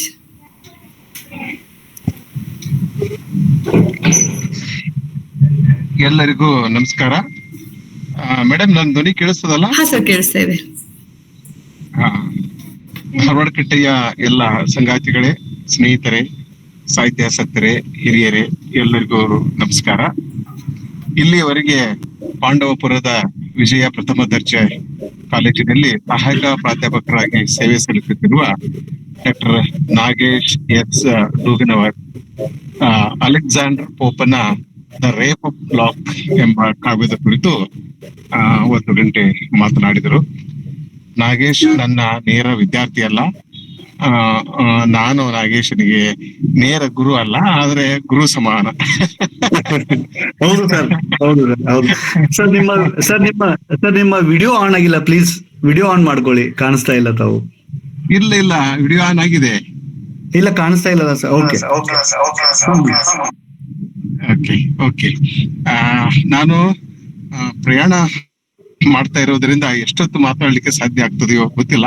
ಹೆಚ್ಚು ಹೊತ್ತು ಮಾತನಾಡುವ ಅಗತ್ಯ ಇಲ್ಲ ಅಂತ ಅನಿಸ್ತದೆ. ಯಾಕೆಂದ್ರೆ ನಾಗೇಶ್ ಇಲ್ಲಿಯವರೆಗೆ ಅಲೆಕ್ಸಾಂಡರ್ ಪೋಪನ ಬಹಳ ಮಹತ್ವದ ಕೃತಿಯ ಬಗ್ಗೆ ಅನೇಕ ಮಾತುಗಳನ್ನ ಆಡಿದ್ದಾರೆ. ಬಹಳ ಸಂತೋಷವಾಯ್ತು. ಒಳ್ಳೆಯ ಉಪನ್ಯಾಸ, ಬಹಳ ಕಂಪ್ರಹೆನ್ಸಿವ್ ಆಗಿತ್ತು. ರೇಪ್ ಆಫ್ ಲಾಕ್ ಕವನವನ್ನ ನೆಪವಾಗಿಟ್ಟುಕೊಂಡು 18ನೇ ಶತಮಾನದ ಸಾಹಿತ್ಯಿಕ, ಸಾಂಸ್ಕೃತಿಕ ಅನೇಕ ವಿದ್ಯಮಾನಗಳ ಕುರಿತು ನಾಗೇಶ್ ಇಲ್ಲಿವರೆಗೆ ಮಾತನಾಡಿದ್ದಾರೆ. I am proud of his scholarship and he was very he has a lot of clarity. ಆಮೇಲೆ ನಮಗೆ ಮನವರಿಕೆ ಆಗುವ ಹಾಗೆ ಉಪನ್ಯಾಸ ನೀಡಿದ್ದು ಬಹಳ ಸಂತೋಷದ ಸಂಗತಿ. ಈ ಕವನದ ಬಗ್ಗೆ ನಾನು ಕೆಲವು ಮಾತುಗಳನ್ನ ಹೇಳ್ತೇನೆ. ನೀವು ನಾಗೇಶ್ ಅವರೊಂದಿಗೆ ಮತ್ತೆ ಚರ್ಚೆಯನ್ನ, ಸಂವಾದವನ್ನ ಮುಂದುವರಿಸಬಹುದು. ಏಕೆಂದ್ರೆ ಇದು ನಾಗೇಶ್ವರ ದಿವಸ, ನನ್ನ ದಿನ ಅಲ್ಲ. ಆದ್ರೆ ನನಗೆ ಬಹಳ ಸಂತೋಷ. This is your day, it's not my day. ಒಂದು ಸಂತೋಷದ ಸಂಗತಿ ಏನಂತಂದ್ರೆ, ಕಳೆದ 4 ವರ್ಷಗಳ ಅವಧಿಯಲ್ಲಿ ಧಾರವಾಡ ಕಟ್ಟೆ 100 ಜನರ ಅತ್ಯಂತ ಪ್ರತಿಭಾವಂತ ಪ್ರಾಧ್ಯಾಪಕರನ್ನ ಗುರುತಿಸಿದೆ. ಅವರ ಮಾತುಗಳನ್ನ ಕೇಳುವ ಅವಕಾಶವನ್ನ ಸಂಕಟಿಸಿದೆ. ಅದು ಬಹಳ ಮಹತ್ವದ ಸಂಗತಿ. ಸುಮಾರು 250 ಉಪನ್ಯಾಸಗಳಲ್ಲಿ 150 ಜನರು ಹೊಸಬರೇ ತಮ್ಮ ವೃತ್ತಿ ಜೀವನದಲ್ಲಿ ತಮ್ಮ ವ್ಯಕ್ತಿತ್ವವನ್ನು ರೂಪಿಸಿಕೊಂಡಿದ್ದಾರೆ. ಸಾಂಸ್ಕೃತಿಕ ವೇದಿಕೆ ಈ ಕೆಲಸನ ಮಾಡಬೇಕು, ಹೊಸ ಲೇಖಕರನ್ನ ಸೃಷ್ಟಿಸಬೇಕು, ಹೊಸ ಉಪನ್ಯಾಸಕರನ್ನ ಸೃಷ್ಟಿಸಬೇಕು. ಈ ಕೆಲಸ ಧಾರವಾಡದಲ್ಲಿ ಬಹಳ ಎಚ್ಚರದಿಂದ ಬಹಳ ಮುಂದುವರಿಸಿ ಮಾಡ್ತಾ ಇದೆ. ಇದ್ರ ಬಗ್ಗೆ ನನಗೆ ಹೆಮ್ಮೆ ಇದೆ ಮತ್ತು ಅಭಿಮಾನವಿದೆ. ಅಲೆಕ್ಸಾಂಡರ್ ಪೋಪ್ ಈ ಕವನದ ಮೂಲಕ ಲಂಡನ್ನ ಕುಲೀನ ವರ್ಗವನ್ನ ಅಣುಕು ಮಾಡುತ್ತಾನೆ. ಅದ್ರ ಬಗ್ಗೆ ಸಾಕಷ್ಟು ಸಂಗತಿಗಳನ್ನ ಹೇಳಿದ್ರು. ಆದ್ರೆ ಮೊದಲ ಬಾರಿಗೆ ಈ ಕವನ ಓದಿದಾಗ ನನಗೆ ರಾಜ್ಕುಮಾರ್ ಅವರ ಸಂಪತ್ತಿಗೆ ಸವಾಲು ಸಿನಿಮಾ ನೆನಪಾಯ್ತು. ಸಂಪತ್ತಿಗೆ ಸವಾಲು ಸಿನಿಮಾದಲ್ಲಿ ದುರ್ಗಿ ಅಂತ ಮಂಜುಳಾ ದುರ್ಗಿಯ ಪಾತ್ರ ಮಾಡಿದ್ದಾಳೆ. ಈ ರಾಜ್ಕುಮಾರ್ ಭದ್ರನ ಪಾತ್ರ ಮಾಡಿದ್ರು. ಆ ಭದ್ರ ದುರ್ಗಿಯ ತಲೆಗೂದಲನ್ನ ಕತ್ತರಿಸ್ತಾನೆ ಆ ಸಿನಿಮಾದಲ್ಲಿ. ಈ ಕವನದಲ್ಲೂ ಪ್ರಾರಂಭದಲ್ಲೂ ಆದದ್ದು ಅಂತ ಒಂದು ಘಟನೆ. ಬೆಲಿಂಡಾನ ತಲೆಗೂದಲನ್ನ ಆಕಿನ ಲಾಕ್ ತಲೆಗೂದಲನ್ನ ಒಬ್ಬ ಬ್ಯಾರನ್ನ ಅದನ್ನ ಕತ್ತರಿಸ್ತಾನೆ. ಅದೇ ಈ ಕವನದ ವಸ್ತು. ನನಗೆ ಯಾಕೆ ಅಲೆಕ್ಸಾಂಡರ್ ಪೋಪ್ ಅಣುಕು ಕಾವ್ಯವನ್ನ ಇದರಲ್ಲಿ ಯಾಕೆ ಅವನಿಗೆ ಆಸಕ್ತಿ ಅನ್ನೋದು ಬಹಳ ಮಹತ್ವದ ವಿಷಯ. ಇದರ ಬಗ್ಗೆ ನಾನು ಒಂದೆರಡು ಮಾತುಗಳನ್ನ ಹೇಳ್ತೇನೆ, ಮತ್ತೆ ನೀವು ಸಂವಾದವನ್ನ ಮಾಡಬಹುದು. ಅಲೆಕ್ಸಾಂಡರ್ ಪೋಪನಿಗೆ ಓದುವ ದೊಡ್ಡ ಹುಚ್ಚಿತ್ತು. ಓದಿ ಅವನು ತನ್ನ ಆರೋಗ್ಯವನ್ನ ಕಳೆದುಕೊಂಡ. ಒಂದೇ ವಿಷಯ ಕ್ಷಮಿಸ್ಬೇಕು. ಸರ್,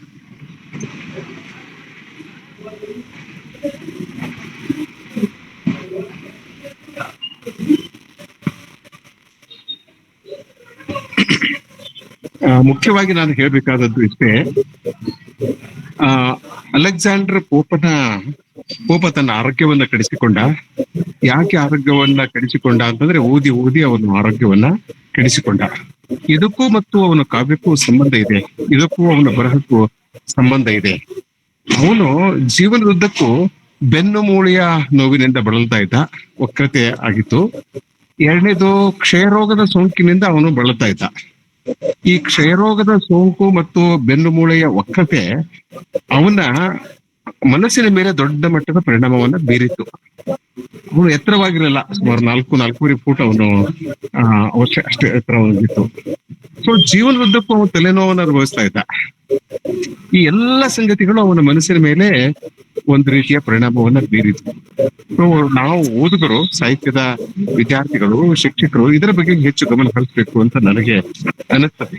ಯಾಕೆಂದ್ರೆ ಈಗ ಚಂಪಾ ಅವ್ರ ಬಗ್ಗೆ ಪ್ರಾರಂಭದಲ್ಲಿ ನಾಗೇಶ್ ಹೇಳಿದ್ರು. ಯಾಕೆ ಚಂಪಾ ಈ ವಿಡಂಬನೆಯ ಬೆನ್ನ ಹತ್ತಿ ಹೋದ್ರು? ಅದಕ್ಕೂ ಒಂದು ಕಾರಣ ಇರಬಹುದು. ಈ ಕಾರಣವನ್ನ ನಾವು ಗುರುತಿಸ್ಬೇಕು ಅಂತ ಅನ್ನೋದು. ಅಂದ್ರೆ ದೈಹಿಕ ತೊಂದರೆ, ಮಾನಸಿಕ ತೊಂದರೆ ನಮ್ಮನ್ನ ನಿರಾಶವಾದಿಗಳನ್ನಾಗಿ ಮಾಡ್ತದೆ. ನಮ್ಮ ಮನುಷ್ಯರಲ್ಲಿ ನಮ್ಮ ವಿಶ್ವಾಸ ಹೊರಟು ಬಿಡ್ತದೆ. ಯಾರನ್ನೂ ನಂಬೋದಿಲ್ಲ, ಯಾರನ್ನೂ ಪ್ರೀತಿಯಿಂದ ಕಾಣೋದಿಲ್ಲ, ಎಲ್ಲರ ಮೇಲೂ ಸಂಶಯ ತಾಳ್ತೇವೆ. ಇಂಥ ಪರಿಸ್ಥಿತಿ ಮಹಾಕಾವ್ಯ ಅಂದ್ರೆ ಹಿರಾಯಿಕ್ ಪೋಯಮ್ ಬರಂಗಲ್ಲಿ ಮಾಕ್ ಹಿರಾಯಿಕ್ ಪೋಯಮೇ ಬರೋದು. ಚಂಪಾ ಅವರು ಇಡೀ ಜೀವನದುದ್ದಕ್ಕೂ ಅವರು ನಾಟಕ ಬರೀಲಿ, ಚಂಪಾ ಕಾಲಂ ಬರೀಲಿ, ಮತ್ತೆ ಪೋಯಂ ಬರಲಿ, ಏನೇ ಬರೆದ್ರು ಕೂಡ ಅದ್ರಾಗ ಐರನಿ ಇರ್ತಿತ್ತು, ಅದ್ರಾಗ ಸಂಖ್ಯೆ ಇರ್ತಿತ್ತು. ಯಾಕೆ ಚಂಪಾ ಅವರ ಮನಸ್ಥಿತಿ ಹಾಗಿತ್ತು ಅಂತ ನಾವು ಅಧ್ಯಯನ ಮಾಡ್ಬೇಕು ಅಂತ ನನಗೆ ಅನಿಸ್ತದೆ. ಈ ಒಂದು ಮಾತು ಈ ಸಂದರ್ಭದಲ್ಲಿ ನನಗೆ ಹೇಳ್ಬೇಕಾಗಿತ್ತು, ನಾನು ಹೇಳಿದ್ದೇನೆ. ಇಷ್ಟು ಮಾತುಗಳು ಈ ಸಂದರ್ಭದಲ್ಲಿ ಸಾಕು.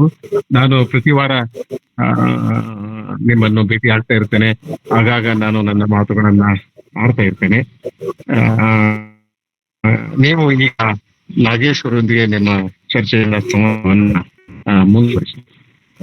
ಶುಭರಾತ್ರಿ, ಎಲ್ಲರಿಗೂ ಶುಭವಾಗಲಿ. Thank you sir. ನಮಸ್ಕಾರ.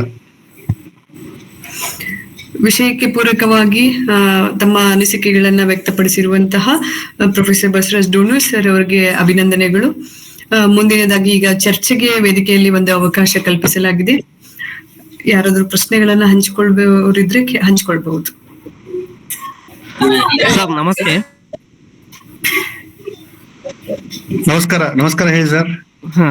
ಸರ್, ಈ ವರ್ಕ್ ನ ಮೂಲಕ ಅಲೆಕ್ಸಾಂಡರ್ ಪೋಪ್ ರವರು ಮಹಿಳೆಯರ ಅಸಹಾಯಕತೆ ಮತ್ತು ಸಮಾಜದಲ್ಲಿ ಅವರ ಮೇಲಿನ ನಿರ್ಬಂಧಗಳನ್ನ ಯಾವ ರೀತಿ ತೋರಿಸ್ತಾರ್ರಿ ಸರ್?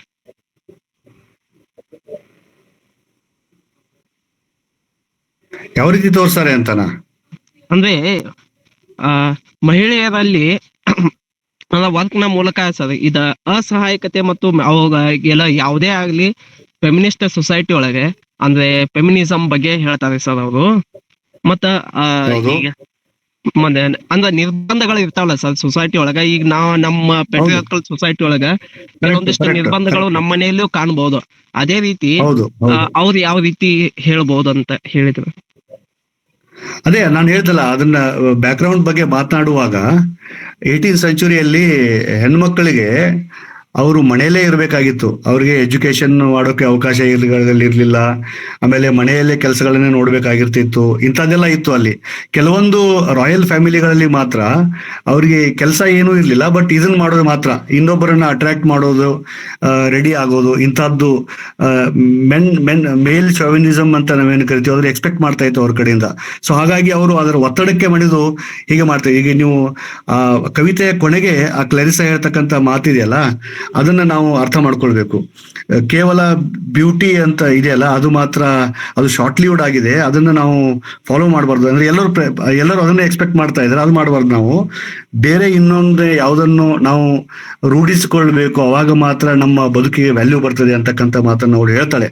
ಆದ್ರಿಂದ ಅದು ಬಹಳ ಮುಖ್ಯವಾಗಿರ್ತಕ್ಕಂಥ ಮಾತು. ಸೊ ಆ ಮೂಲಕ ಈ ತರಹದ ಒಂದು ಮಾತುಗಳನ್ನು ಅವನು ತನ್ನ ಕವಿತೆಗಳಲ್ಲಿ ಹೇಳ್ತಾನೆ ಅಂತ ನಾನು ಅನ್ಕೊಂಡಿದ್ದೇನೆ. Okay sir, thank you.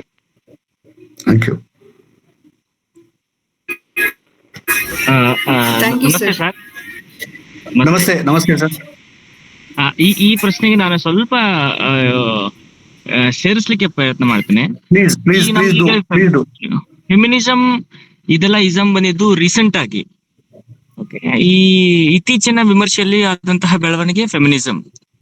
Okay, ಅಲ್ಲಿರುವಂತಹ 18ನೇ ಶತಮಾನದಲ್ಲಿರುವಂತಹ ಸಮಾಜದ ವಿಡಂಬನೆಯನ್ನ, ಸಮಾಜದ ಎಂತ ಮಹಿಳೆಯರ ವಿಡಂಬನೆ ಆಗ್ತದೆ ಅಂತಂದ್ರೆ, ಯಾರು ಅಪ್ಪರ್ ಕ್ಲಾಸ್ ಇರ್ತಾರೋ, she was not an ordinary woman ಅಂತ ಇದ್ರ ವಿಡಂಬನೆ ಆಗ್ತದೆ ವಿನಃ ಈ ಸಾಮಾನ್ಯ ಮಹಿಳೆಯರ ಬಗ್ಗೆ ಮಾತನಾಡಲ್ಲ. 18ನೇ ಶತಮಾನದಲ್ಲಿ ನೀವು ನೋಡಿರಿ ಅಂತಂದ್ರೆ, ಸಾಮಾನ್ಯ ಈಗ ಬಿ ನಿಮ್ದು ಇದು ಬಂತು ಅಂದ್ರೆ ಏನು, ವೇ ಆಫ್ ದ ವರ್ಲ್ಡ್, ಅದನ್ನೆಲ್ಲ ನಾವು ನೋಡಿದ್ರೆ ಅಲ್ಲಿ ವಿಡಂಬನೆ ಆಗ್ತಾ ಇರೋದು ಅಪ್ಪರ್ ಕ್ಲಾಸ್ ಪೀಪಲ್ ಬಗ್ಗೆ, ಸಾಮಾನ್ಯ ಜನರ ಬಗ್ಗೆ ಆಗ್ಲಿ, ಮಿಡಲ್ ಜನರ ಬಗ್ಗೆ ಆಗ್ಲಿ. ಮತ್ತೆ ಯಾವುದೇ ಇಸಮ್ ಅನ್ನ ಒಬ್ಬ ಬರಹಗಾರ ಇಟ್ಟುಕೊಂಡು ಕಾವ್ಯವನ್ನ ರಚನೆಯನ್ನ ಮಾಡಿರಂಗಿಲ್ಲ. ನನ್ನ ಅನಿಸಿಕೆ. ಹಲೋ ಸರ್, ಇಸಮ್ ಅನ್ನ ಒಂದು ನಿಮಿಷ, ಇಸಮ್ ಅನ್ನ ಇಟ್ಕೊಂಡು ಕಾವ್ಯ ಬರೆಯೋದಿಲ್ಲ ಅಂತ ಬಹಳ ಸ್ಪಷ್ಟವಾಗಿ ಹೇಳಲಿಕ್ಕೆ ಬರೋದಿಲ್ಲ. ಕೆಲವು ಕವಿಗಳು ಇಸಮ್ ಅನ್ನ ಇಟ್ಕೊಂಡು ಬರಿತಾನೆ ಇದ್ದಾರೆ. ಅದರಲ್ಲೂ ಇತ್ತೀಚೆಗೆ ಭಾರತದಲ್ಲಿ ಬರಿತಕ್ಕಂತ ಅನೇಕ ಜನರು ಒಂದು ನಿರ್ದಿಷ್ಟವಾದ ಇಸಮ್ ಅನ್ನು ಇಟ್ಕೊಂಡೇ ಬರಿತಾ ಇದ್ದಾರೆ. ಪ್ರಶ್ನೆ ಏನಂತಂದ್ರೆ, ಇಸಮ್ ಇಟ್ಕೊಂಡು ಬರೆದಾಗಲೂ ಕೂಡ ಒಂದು ಕವನ ಕಲಾತ್ಮಕವಾಗಿ ಎಂತ ಸಿದ್ಧಿಯನ್ನ ಸಾಧಿಸಿದೆ ಅನ್ನೋದು ಬಹಳ ಮುಖ್ಯ. It's artistic importance. ಇದು ಒಂದು ಕವನ ಕಲೆಯಾಗಿ ನಿಲ್ತದೆ ಇಲ್ವೋ, ಒಂದು ನಾಟಕ, ಒಂದು ಕಾದಂಬರಿ, ಕತೆ, ಒಂದು ಅದರಲ್ಲಿ ಎಷ್ಟರ ಮಟ್ಟಿಗೆ ಕಲಾತ್ಮಕತೆ ಇದೆ ಅನ್ನೋದು ಬಹಳ ಮುಖ್ಯ. ಆಮೇಲೆ 18ನೇ ಶತಮಾನದಲ್ಲಿ ನೀವು ಹೇಳಿದಾಗೆ ಅಪ್ಪರ್ ಕ್ಲಾಸ್ ವಿಡಂಬನೆ ಅದರಲ್ಲಿ ಇದೆ. ಅಪ್ಪರ್ ಕ್ಲಾಸ್ ವಿಡಂಬನೆ ಇಲ್ಲಿದೆ. ಯಾವುದೇ ಕ್ಲಾಸ್ ಇರ್ಲಿ, ಈಗ ನೀವು ಪ್ರತಿಯೊಬ್ಬರಿಗೂ ಆತ್ಮಗೌರವ ಅನ್ನೋದು ಇದ್ದೇ ಇರ್ತದೆ. ಆತ್ಮಗೌರವ ಇರ್ತದೆ, ಅಸ್ಮಿತೆ ಅನ್ನೋದು ಪ್ರತಿಯೊಬ್ಬರಿಗೂ ಇರ್ತದೆ. ನೀವು ನಮ್ಮ ಸಾಮಾಜಿಕ ಸ್ತರದಲ್ಲಿ ಕೆಳಮಟ್ಟದಲ್ಲಿ ಇರ್ಬೋದು, ಮಧ್ಯಮ ಮಟ್ಟದಲ್ಲಿ ಇರ್ಬೋದು, ಅಥವಾ ಮೇಲ್ಮಟ್ಟದಲ್ಲಿ ಇರ್ಬೋದು, ನೀವು ಯಾರನ್ನೇ ಗುರಿಯನ್ನಾಗಿ ಇಟ್ಕೊಂಡು ಮಾತನಾಡಿದ್ರೆ, ನಿಂದನೆ ಮಾಡಿದ್ರೆ ಅವರಿಗೆ ನೋವು ಆಗೇ ಆಗ್ತಾ ಇರ್ತದೆ. ಸೊ ನಮ್ಮ ಸಂವೇದನೆ ಏನಾಗಿರ್ಬೇಕು ಅಂದ್ರೆ, ಯಾರಿಗೂ ನೋವಾಗ್ಬಾರ್ದು, ಕೆಳಗಿನವ್ರಿಗೆ ಆಗ್ಬಾರ್ದು, ನಡುವಿನವ್ರಿಗೆ ಆಗ್ಬಾರ್ದು, ಮೇಲವ್ರಿಗೆ ಆಗ್ಬಾರ್ದು. ಯಾಕಂದ್ರೆ ನಾವೆಲ್ಲರೂ ಮನುಷ್ಯರು ಅನ್ನೋದು ಬಹಳ ಮುಖ್ಯ. ಇದೇ ಕಟ್ಟೆಯ ಉದ್ದೇಶ. ನಾವು ಒಟ್ಟು ಮನುಷ್ಯರ ಬಗ್ಗೆ ಮಾತನಾಡೋದು. ಚರ್ಚೆಯನ್ನ ಮುಂದುವರಿಸಿ. Hello sir, good evening sir. Good evening, ಹೇಳಿ sir. Sir, I am Ashok sir from ಚಿಕ್ಕಮಂಗ್ಳೂರ. Okay. Sir, throughout the lecture, just I was hearing it and I heard it, sir. Just I would like to add one point to this, whether it is relevant or not, that I don't know. So during the time of 18th century, a group of female highly educated women, so they were called as blue stock women. So that was the derogatory term that was given to them, sir. Highly fashionable and who were highly educated. So when Alexander Pope, he was a part of one party. So by that time he went and proposed highly educated women, and then later he got mocked by her. Completely. Yeah. Then so in order to let out his frustration, he wrote a poem. I have forgotten that poem, sir. Yes, satire. I think I have referred to it. Okay. Yeah, that's it, sir. ಹೌದು, ನೀವು ಹೇಳೋದು ತುಂಬಾ important ಆಗಿರ್ತಕ್ಕಂಥ point. ನಾನು ಸಾಕಷ್ಟು ವಿಷಯಗಳನ್ನ ಹೇಳೋಕ್ಕಾಗಿಲ್ಲ ಮತ್ತು overlook ಮಾಡಿರ್ಬೋದು ಅಂತ ಅನ್ಕೊಂಡಿದ್ದೇನೆ ನಾನು. It's a very good point that you have added. Thank you very much, sir. Thanks for. ಇಲ್ಲ, ಒಂದ್ ನಿಮಿಷ. ಈ ಬ್ಲೂ ಸ್ಟಾಕಿಂಗ್ಸ್ ಸೊಸೈಟಿ ಅಂತ ಏನ್ ಈಗ ನಮ್ಮ ಚಿಕ್ಕಮಂಗ್ಳೂರು ಫ್ರೆಂಡ್ ಉಲ್ಲೇಖ ಮಾಡಿದ್ರು, that emphasised education and mutual cooperation among women. ಅದನ್ನ it is not about references to women who are highly educated. ಸಣ್ಣ ಕ್ಲಾರಿಫಿಕೇಶನ್ ಅಷ್ಟೇ. They encouraged discussions, they encouraged literary activity. They emphasized that women should have their right to social and education rights. So it was not about grouping them as highly educated. Some clarification. Thank you. Okay, sir. Okay, thank you. Thank you, Manjana, thank you. ಬ್ಯಾರೆಯವ್ರು ಮುಗಿಸ್ಲಿ, ಆಮೇಲೆ ನನ್ನ ಪ್ರಶ್ನೆಗಳು ಕೇಳ. ಎಲ್ಲ ಬೇಡಪ್ಪ. Okay, please do. ನಮಸ್ಕಾರ ನಾಗೇಶ್ ಅವ್ರಿಗೆ. ನಮಸ್ಕಾರ sir. ಕುಲಕರ್ಣಿನ ಮಾತಾಡೋದು. ನೀವು ಮಾತಾಡ್ತಾ ಅಂಡಮಾನ್ ನಿಕೋಬಾರ್ ಮತ್ತು ಜಾರ್ವಾ ಜನಾಂಗದ ಬಗೆಗೂ ಮತ್ತು ಅಲನ್ ಮಸ್ಕಿಗೂ ಕಂಪೇರೇಟಿವ್ ಹೇಳಿದ್ರಲ್ಲ, ಅಲ್ಲಿ ಪ್ರಕೃತಿ naturally they are innocent, but he is ignorant. How it is possible to compare both the particular persons ಅಂತ ಅಲ್ಲಿ ನ್ಯಾಚುರಲಿಸಮ್ ಇದೆ. ಅವರು 100% ಇನ್ನೋಸೆಂಟ್ ಆಗಿದ್ದಾರೆ. ಈ ಒಂದು Elon Musk may be utopia ಇರಬಹುದು. ಯುಟೋಪಿಯಾನ ಅನ್ನೋ ಚರ್ಚೆ ಸಂಬಂಧ 30 ಸೆಕೆಂಡ್ ಅಲ್ಲಿ ಮುಗಿಸ್ಬಿಡ್ತೇನೆ. ಅಂದ್ರೆ ಈಗ 30 ಸೆಕೆಂಡ್ ಅಲ್ಲಿ ಮುಗಿಸ್ಬಿಡ್ತೇನೆ.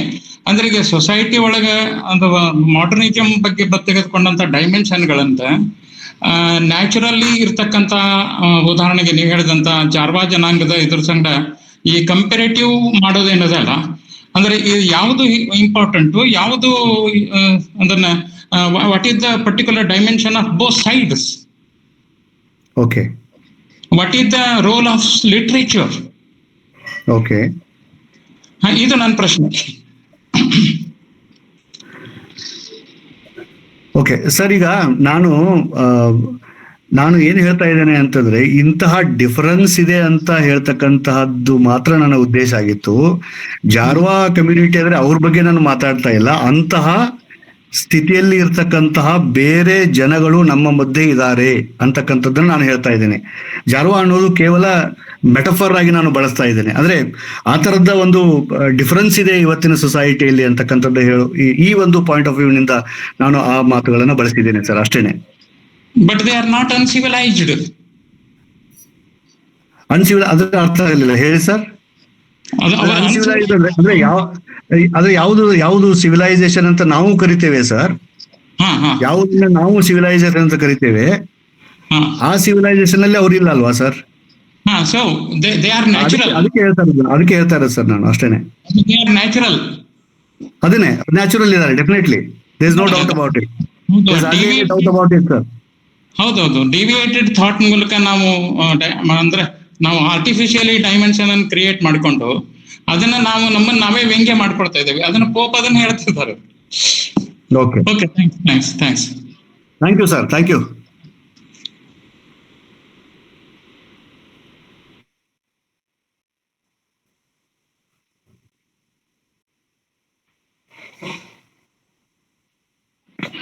ಸರ್ ನಮಸ್ತೆ ಸರ್. ನಮಸ್ತೆ, ನಮಸ್ತೆ ಮೇಡಮ್. ವಿಡಂಬನೆ ಬಗ್ಗೆ ಮಾತಾಡ್ಬೇಕಾದ್ರೆ ತಾವು ಸೀತೆ ಏಕೆ ಜಿಂಕೆನ ಇಷ್ಟಪಟ್ಲು ಅಂತ ಮಾತಾಡಿದ್ರಿ ಸರ್. ಓಕೆ. ನನ್ಗೆ Sita is one character sir. ನನ್ ತಿಳ್ಕೊಂಡಾಗೆ ಅದು ರಾಮಾಯಣ ಮುಂದುವರಿಬೇಕಾದ್ರೆ ಅವಳು ಜಿಂಕೆನ ಇಷ್ಟಪಟ್ರೆ ಮಾತ್ರ ಮುಂದುವರಿತೇನೋ ಅಂತ ಒಂದ್ ಫೀಲಿಂಗ್ ಸರ್. ಸರಿ. ಕವಿ ಬರಿಬೇಕಾದ್ರೆ ಇವನ್ ಮಹಾಭಾರತದಲ್ಲಿ ಕೃಷ್ಣ ಶಮಂತಕ ಮಣಿಯನ್ನ ಕದ್ದ ಅನ್ನೋ ಒಂದು ಸ್ಟೋರಿನೂ ಬರುತ್ತೆ. ಅವೆಲ್ಲ ನೆಪ ಮಾತ್ರ ಅನ್ಸುತ್ತೆ ಸರ್. ಒಂದು ಕ್ಯಾರೆಕ್ಟರ್ ಅದ್ರ ರೋಲ್ ಮುಂದೆ ಬರ್ಬೇಕು, ಒಂದು ಕ್ವಾಲಿಟಿ ಮೆಸೇಜ್ ಸೊಸೈಟಿಗೆ ಬರ್ಬೇಕು ಅಂದ್ರೆ ಇವೆಲ್ಲ ಪಾತ್ರಗಳೇನು ಅಂತ ಅನ್ಸುತ್ತೆ sir. Just my opinion sir. ಅದೇ ಸರಿ ಇದೆ, ನಿಮ್ಮ ಒಪಿನಿಯನ್. ನಿಮ್ಮ ಒಪಿನಿಯನ್ ಪ್ರಕಾರ ಸೀತೆ ಬಯಸಿದ್ದು ತಪ್ಪಲ್ಲ ಅಂತ ನಾನು ಹೇಳ್ತಾ ಇರೋದು. ಸೀತೆ ಬಯಸಿದ್ದು ತಪ್ಪಿದೆ, ರಾಮ ಹಾಗೆ ಮಾಡ್ಲಿಲ್ಲ ತಪ್ಪಿದೆ ಅಂತಲ್ಲ. ನಾನು ಅದನ್ನ ಹೇಳಿಲ್ಲ. ನಾನು ಹೇಳಿದೆ ಅಂದ್ರೆ ಇಂತಹ ಸಿಚುವೇಶನ್ಗಳು ನಮ್ಮ ಲೈಫ್ ಅಲ್ಲಿ ಬಂದಾಗ ನಾವು ನಮ್ಮದೇ ಯಾವುದೋ ಒಂದು ವೆಸ್ಟೆಡ್ ಇಂಟ್ರೆಸ್ಟ್ ನಿಂದ ನಮ್ಮ ಬೆನಿಫಿಟ್ಗಾಗಿ ಯಾರನ್ನೋ ದೂಷಿಸುವ, ಯಾರನ್ನೋ ಪ್ಲೀಸ್ ಮಾಡುವ ಕೆಲಸ ಮಾಡ್ತೇವೆ ಅನ್ನೋದಕ್ಕೆ ಇದೊಂದು ವಿಡಂಬನಾತ್ಮಕವಾಗಿದೆ ಅಂತ ನಾನು ಹೇಳಿದ್ದು ಅಷ್ಟೇನೆ. Okay sir. ಜಸ್ಟ್ ನಾನು ನನಗೆ ಅನ್ಸಿದ್ದನ್ನ ಶೇರ್ ಮಾಡ್ಕೊಂಡೆ ಸರ್. ಸರಿ ಸರಿ. ಈ ಮಾತುಗಳನ್ನ ನಾನು ಕೇಳಿಸ್ಕೊಂಡಿರ್ಲಿಲ್ಲ ನಾಗೇಶ್. ನಾನು ಬೇರೆ ಒಂದು ಕಾರ್ಯಕ್ರಮದಲ್ಲಿದ್ದೆ. ಆದ್ರೆ ಈಗ ಇವರು ಮೇಡಮ್ ಅವ್ರ ಏನ್ ಹೇಳಿದ್ರಲ್ಲ, ಸೀತೆ ಅನ್ನೋದು ಕೇವಲ ಒಂದು ಪಾತ್ರ ಅಲ್ಲ, ಇದು ಕಾಲ್ಪನಿಕ ಪಾತ್ರ ಅಲ್ಲ ಭಾರತೀಯರಿಗೆ. ನಮ್ಮ ಮಹಾಕಾವ್ಯಗಳು ನಮಗೆ ಇತಿಹಾಸಗಳೇ.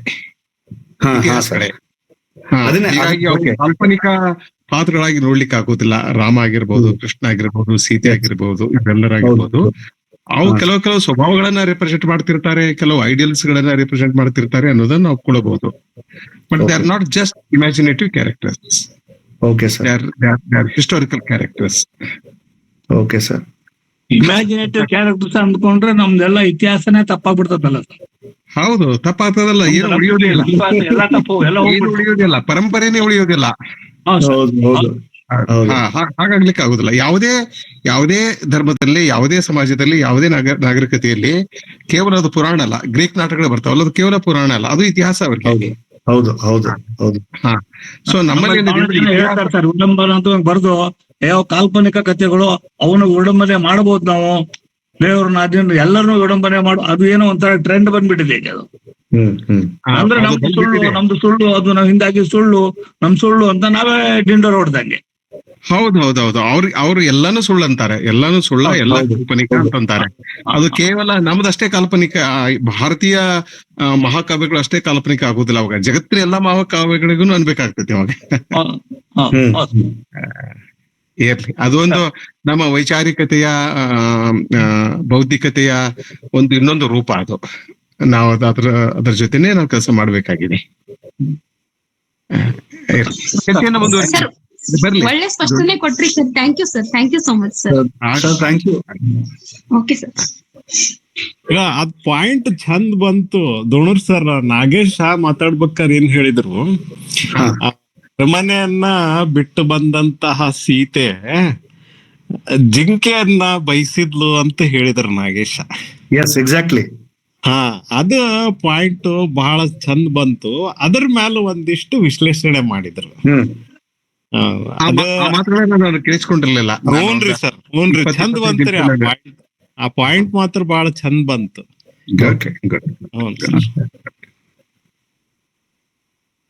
ನೋಡಿ, ಆ ಜಿಂಕೆ ಅನ್ನೋದು ಕೂಡ ಒಂದು it's a big metaphor in the Ramayana. Exactly sir, exactly.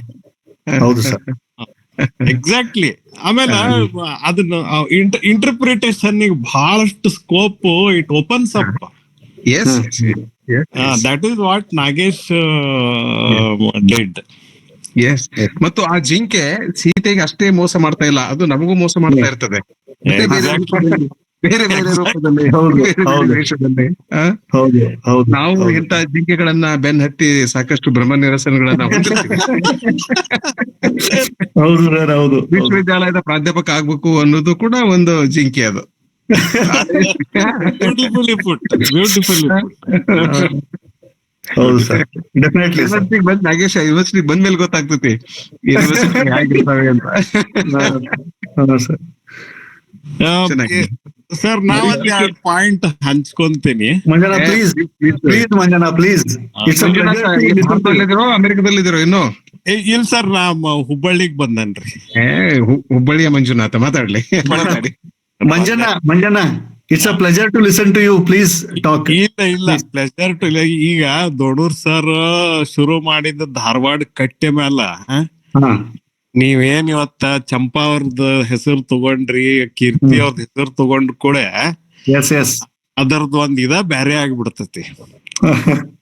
ನಾ ದೋಣೂರ್ ಸರಿಗೆ ಒಂದ್ ಮೆಸೇಜ್ ಮಾಡ್ದೆ ನಿಮ್ ಮಾತ್ ಕೇಳ್ಕೊಂತ. ಏನಂದ್ರ ನಾಗೇಶ್ ಇಸ್ ಟಾಕಿಂಗ್ ಬ್ರಿಲಿಯಂಟ್ಲಿ ಅಂತ ಮೆಸೇಜ್ ಮಾಡಿದ್ದೆ. ಈಗ ನಾಗೇಶ್, ನಾನು ನೀವು ಕಲ್ಲಾಪುರ್ ಸರ್ ಕಡೆ ಹೋಗ್ತಿದ್ವಿ. ಹೌದು. ಆಮೇಲೆ ಅಮೂರ್ ಸರ್, ಗಿರೆಡ್ಡಿ ಸರ್ ಜೊತೆಗಂತೂ ಇರ್ತಿದ್ವಿ ಯಾವಾಗ್ಲೂ. ಹೌದಾ? ದೋಣೂರ್ ಸರ್ ಕೀರ್ತಿನಾಥ್ ಕುರ್ತಕೋಟಿ ನಾವು ಐಡೆಂಟಿಫೈ ಮಾಡೋದು ಇಬ್ರು ಇದರಿಂದ. ಹೌದು ಸರ್. ಒಂದ್ ಎರಡು ಪಾಯಿಂಟ್ ನಾನು ಹಂಚ್ಕೋಬೇಕಂತೀನಿ ಧಾರವಾಡ ಕಟ್ಟಿ ಅನ್ನೋದ್ರಿಂದ ಇರೋದ್ರಿಂದ. 2 ಪಾಯಿಂಟ್. ಕಲಬುರ್ಗಿ ಸರ್ ಓಪನ್ ಆಗಿ ಅವರು ಸಂಗ್ಯಾ ಬಾಳ್ಯ ಕಂಡೆಮ್ ಮಾಡ್ತಿದ್ರು. Is it a piece of literature? ಹೆಣ್ಮಕ್ಳದ್ದು ತೇಜೋವಧೆ ಮಾಡೋದು, how can it be a piece of literature ಅಂತ ಕಲಬುರ್ಗಿ ಸರ್ ಕೇಳ್ತಿದ್ರು. ಇಲ್ಲಿ ಅಲೆಕ್ಸಾಂಡರ್ ಪೋಪ್ ಸಕ್ಸೀಡ್ಸ್. ಅವ ಒಂದ್ ಕಡೆ ಹೇಳ್ತಾನ, ಅಲೆಕ್ಸಾಂಡರ್ ಪೋಪ್. ನಿಮಗ್ ಗೊತ್ತಿದ್ದಂಗ ಅಮೂರ್ ಸರ್ ಕಡೆ ಅಲೆಕ್ಸಾಂಡರ್ ಪೋಪನ್ ಮ್ಯಾಲ, ಎಲಿಯಟನ್ ಮ್ಯಾಲ ಜಗ್ಗಿ ಪುಸ್ತಕ ಕಮೆಂಟ್ರಿಗಳು ಇರ್ತಿತ್ತು. ಅವ್ನ್ ನಮ್ಗ್ ಓದಾಕ್ ಕೊಡ್ತಿದ್ರು ಅವ್ರು. ಅವ ಹೇಳ್ತಾನ, 2 ಕುಟುಂಬಗಳ ಮಧ್ಯೆ ಒಂದು ಪ್ರಪೋಸಲ್ ತಿರಸ್ಕಾರ ಆಗಿರೋದ್ರಿಂದ 2 ಕುಟುಂಬಗಳು ಒಬ್ಬರ ಮ್ಯಾಲ ಒಬ್ಬರು ಇದು ಮಾಡಕ್ ಹತ್ಬಿಟ್ರು. ಅವ್ರಿಬ್ಬರ್ನು ನಾನು ನಗ್ಸಾಕ ಜೋಡ್ಸಾಕ ಇದನ್ನ ಒಂದು ಬರ್ದೆ, ಅಂಡ್ ಐ ಸಕ್ಸೀಡೆಡ್ ಅಂತ ಒಂದ್ ಕಡೆ ಹೇಳಾನ ಅಲೆಕ್ಸಾಂಡರ್ ಪೋಪ್.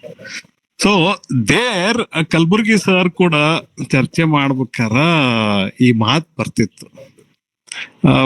ಕಲಬುರ್ಗಿ ಸರ್ ಅಂತಿದ್ರು, like literature it should not indulge in character assassination ಅಂತ, with respect to Sangya Balya. ಅದಾವ ನಾನು ಸ್ಟೂಡೆಂಟ್ಸಿಗೂ ತೋರ್ಸಾಕ ಸರ್ದು ಕೆಲವೊಂದು ಭಾಷಣಗಳು, ರೆಕಾರ್ಡಿಂಗ್ಗಳು ಇದು ಮಾಡ್ತಿರ್ತೇನೆ. ಅವ್ರು ಇಂಗ್ಲಿಷ್ನಾಗ ಕೇಳಿದ್ರು, sir is it literature, is it a piece of literature? ಅಲ್ಲಿ where Sangya Balya fails, the rape of the lock succeeds in that context. ಆಮೇಲೆ ಕಲ್ಲಾಪುರ್ ಸರು ಅವ್ರದ್ದು, ಅಫ್ಕೋರ್ಸ್ ನಾವೆಲ್ಲ ಅವ್ರು ರಿಟೈರ್ ಆದ್ಮೇಲೆ ನಾವು ಅವ್ರನ್ನ ಹುಡಿಕೊಂಡು ಹೋದ್ವಿ. ಅವರು MA ಇಂಗ್ಲಿಷ್ ಪಾಠ ಮಾಡ್ಬೇಕಾರ ಬೆಲಿಂಡಾದ ಟಾಯ್ಲೆಟ್ ಬಗ್ಗೆ ಬಹಳ ಹೇಳ್ತಿದ್ರು. ಈಗ ಅದನ್ನ ಡಿಸ್ಕಸ್ ಮಾಡ್ಬೇಕಾರ ಕಲ್ಲಾಪುರ್ ಸರು ಮತ್ತ ಅಮೂರ್ ಸರು ನನಗ್ ಒಂದ್ ಹೋಮ್ವರ್ಕ್ ಕೊಟ್ಟಿದ್ರು. ಅವ್ರು ನೇರವಾಗಿ ನನಗ ಇದು ಹಿಂಗಿತ್ತು ಅಂತ ಹೇಳ್ತಿರ್ಲಿಲ್ಲ. They wanted students to discover for themselves. ಅವ ಏನು ಪೆತ್ರ ಇದ್ದ, baron lord Petre, who ended up cutting Arabella Farmer's lock of hair. ಅವನ್ ಬಗ್ಗೆನೂ ಒಂದ್ ಸ್ವಲ್ಪ ಸ್ಟಡಿ ಮಾಡ್ಬೇಕು ಅಂತ ಇಬ್ರು ಇಂಡಿಪೆಂಡೆಂಟ್ ಆಗಿ ಹೋಮ್ವರ್ಕ್ ಕೊಡ್ತಿದ್ರು Nagesh. Oxford dictionary of national biography 30 ಸಂಪುಟಗಳದಾಗ ಇವನ್ ಬಗ್ಗೆ ಒಂದಿಷ್ಟು ಉಲ್ಲೇಖ ಸಿಕ್ಕು ನನ್ಗ. He used to spend 6 hours combing his hair. He used to spend, and there was a reason for it. ಅವ ಪಿಯರ್, ಅವು ಹೆರಿಡಿಟ್ರಿ ಇದ್ರ ಮ್ಯಾಲ ನಮ್ಮ ಅಜ್ಜ ಲಾರ್ಡು, ನಮ್ಮ ಅಪ್ಪ ಲಾರ್ಡು, ನಾ ಲಾರ್ಡು, ಆ ಪಿಯರೇಜ್ ಪಾಸ್ ಆನ್ ಆಗ್ತೈತಿ. They had to wear wigs. ಈಗೂ ಇಂಗ್ಲೆಂಡ್ ದಾಗ ಜಡ್ಜಸ್ ವಿಗ್ಸ್ ಹಾಕೊಂಡ್ ಕೂಡ್ತಾರ. ಆ ಹೌಸ್ ಆಫ್ ಕಾಮನ್ಸ್ ದಾಗ ಇದರದಾಗ ಸ್ಪೀಕರ್ ವಿಗ್ ಹಾಕೊಂಡ್ ಕೂಡ್ತಾರ. So Petre was required to wear a wig. ಅವ ಬೇಡ ನಂದ ವಿಗ್ ನ ತಯಾರು ಮಾಡ್ಕೊಂತೇನಂತ for 6 hours a day he keeps combing his hair. This is what is there in Oxford Dictionary of National Biography. So that part of the man who cut off Arabella Farmer's lock of hair has not been discussed ಅಂತ ನನಗ Amur sir ಮತ್ Kallapur sir ಕೊಟ್ಟಿದ್ homework ಮೇಲೆ ಗೊತ್ತಾಯ್ತು. ಇವತ್ತ ನೀವು ಕೀರ್ತಿನಾಥ್ ಕುರ್ತಕೋಟಿ ಗುರುಗಳದ ಹೆಸರು ತಗೊಂಡ್ರಿ, ಚಂಪಾ ಸರ್ ಬಗ್ಗೆ ಹೇಳಿದ್ರಿ, ಬಹಳ ಖುಷಿ ಆಯ್ತು. Congratulations for your brilliant talk. We enjoyed. Thank you Manjunath. ಮತ್ ದೋಣೂರ್ ಸರಿಗಂತೂ ವಿಶೇಷ ಥ್ಯಾಂಕ್ಸ್ ಹೇಳ್ಬೇಕು. ಇವೆಲ್ಲ ನೆನಪುಗಳನ್ನ ಇದು ಮಾಡಕ್ ಒಂದು ನಮಗ ಅವ್ರ ಪ್ಲಾಟ್ಫಾರ್ಮ್ ಕೊಟ್ಟಾರ. ಹೌದು ಹೌದು, ಬ್ರಿಲಿಯಂಟ್. Thank you. ಮಂಜುನಾಥ್ ಅವ್ರ ಮಾತಿಗೆ ಒಂದು ಮಾತು ಸೇರಿಸ್ಬೇಕು ಅಂತ ಅನಿಸ್ತದೆ. ಕಲಬುರ್ಗಿ ಅವರು ನನ್ನ ಜೊತೆ ಮಾತನಾಡುವಾಗ ಒಂದು ಸಲ ಸಂಖ್ಯಾ ಬಾಳೆ ಬಗ್ಗೆ ಪ್ರಸ್ತಾಪ ಮಾಡಿ ಅದ್ರಲ್ಲಿ ಈ ಸಮಸ್ಯೆ ಇದೆ, ಕ್ಯಾರೆಕ್ಟರ್ ಅಸಾಸಿನೇಷನ್ ಇದೆ ಅದೆಲ್ಲ ಹೇಳಿದ್ರು. ನಾನು ಹೇಳಿದೆ, ಸರ್, ಪ್ರಪಂಚದಲ್ಲಿ ಸಂಖ್ಯಾ ಬಾಳೆ ಒಂದೇ ಕೃತಿಯಲ್ಲಿ ಇಂಥ ಘಟನೆಗಳು ನಡೆದಿಲ್ಲ. ಎಲ್ಲಾ ಭಾಷೆಗಳ 100ಕ್ಕೆ 95% ಕೃತಿಗಳಲ್ಲಿ ಇಂತಹ ಘಟನೆಗಳು ಸಂಗತಿಗಳು ಬರ್ತಾನೆ ಇರ್ತವೆ. ನೀವು ಒಬ್ಬ ಸಂಶೋಧಕಾಗಿ, ಒಬ್ಬ ಲೇಖಕಾಗಿ ಒಂದು ಸಾಹಿತ್ಯ ಕೃತಿಯನ್ನ ಇಂತಹ ಒಂದು ಬಹಳ ಸೀಮಿತ ಪರ್ಸ್ಪೆಕ್ಟಿವ್ ಇಂದ ನೋಡ್ಬಾರ್ದು ಅಂತ ನಾನು ಅವ್ರಿಗೆ ನೇರವಾಗಿ ಹೇಳಿದೆ. ಅವ್ರು ನನ್ನ ಮಾತನ್ನ ಒಪ್ಕೊಳ್ಳಿಲ್ಲ, ಮಾತ್ಬೇರೆ. ಆಮೇಲೆ ಕೆರೆ ಸಂಖ್ಯಾ ಬಾಳೆ ಬರೆದ್ರು. ಈ ಸಂಖ್ಯಾ ಬಾಳೆ ಮತ್ತು ಕೆರೆ ಸಂಖ್ಯಾ ಬಾಳೆ 2 ಕೃತಿಗಳನ್ನ ಇಟ್ಟು ನೀವು ನೋಡ್ಕೊಂಡ್ ಬಿಟ್ರೆ ಸಮಸ್ಯೆ ಏನಿದೆ ಅಂತ ಹೇಳಿ ಗೊತ್ತಾಗ್ತದೆ. ಅದು ಒಂದು ವಿಚಿತ್ರವಾದಂತ ಒಂದು ಸ್ಟ್ಯಾಂಡ್ ಕಲಬುರ್ಗಿ. ಹೌದು. ಈಗ ನಾವೆಲ್ಲ ಹಾಗೆ ನೋಡ್ಲಿಕ್ ಆಗೋದಿಲ್ಲ. ಈಗ ಉದಾಹರಣೆಗೆ ಅವ್ರು ಹೇಳ್ತಾ ಇದ್ರು, ರಾಮಾಯಣ ಮಹಾಭಾರತ ಉತ್ತರ ಭಾರತದ ಕಾವ್ಯಗಳು, ಅದನ್ನ ನೀವು ಓದ್ಬಾರ್ದು. ಆಮೇಲೆ ನೀವು ಇದು ಮೈಸೂರು ವಿಜಯನಗರ ಸಾಮ್ರಾಜ್ಯದ ಬಗೆಗೆ ಬಹಳ ಮಾತಾಡ್ಬೇಕಾದ ಅಗತ್ಯ ಇಲ್ಲ, ಅದು ಕನ್ನಡದ ರಾಜಮನೆತನವೇ ಅಲ್ಲ, ಅದು ಕನ್ನಡದ ರಾಜಮನೆತನವೇ ಅಲ್ಲ ಅಂತ ಹೆಂಗ್ ಹೇಳೋದು? 20ನೇ ಶತಮಾನದ ಪರಿಸ್ಥಿತಿ ಬೇರೆ, 13ನೇ 14ನೇ ಶತಮಾನದ ಪರಿಸ್ಥಿತಿ ಬೇರೆ. ಅಲ್ಲಿ ಕನ್ನಡ ನಾಡು ಇತ್ತು ಅವಾಗ. ಸೊ ನೀವು you cannot expect Shrikrishna Devaraya to be a Kannada king. Vijayanagara ಸಾಮ್ರಾಜ್ಯದ ಕಿಂಗ್ ಅವನಾಗಿದ್ದ. ಸೊ ಹೀಗಾಗಿ ನಾವು ಈಗ ಉತ್ತರ ಭಾರತ ದಕ್ಷಿಣ ಭಾರತ ಅನ್ನೋದೇನಿದೆಯಲ್ಲ, ಇದು ಬಹಳ ಪ್ರಾಬ್ಲಮೆಟಿಕ್ ಆದಂತ ಸ್ಟೇಟ್ಮೆಂಟ್. ಯಾಕಂದ್ರೆ ನಾವು ಭಾರತೀಯರು, ಭಾರತ ಅನ್ನೋದು ಒಂದು ದೇಶ. ಇಲ್ಲಿ ಉತ್ತರ ಭಾರತ ಇಲ್ಲ, ದಕ್ಷಿಣ ಭಾರತ ಇಲ್ಲ, ಈಶಾನ್ಯ ಭಾರತ ಇಲ್ಲ, ಮತ್ತೊಂದಿಲ್ಲ. ಎಲ್ಲ ಒಳಗೊಂಡು ಹಾಗಿರೋದೇ ಒಂದು ದೇಶ ಭಾರತ. ರಾಮಾಯಣ ಮಹಾಭಾರತ ನಮ್ಮ ಕಾವ್ಯಗಳು. ಮತ್ತೆ ಅದನ್ನ ತಿರಸ್ಕಾರ ಮಾಡೋದಾದ್ರೆ ನೀವು ಪಂಪನ್ ಹೆಂಗ್ ಒಪ್ಕೋತೀರಿ?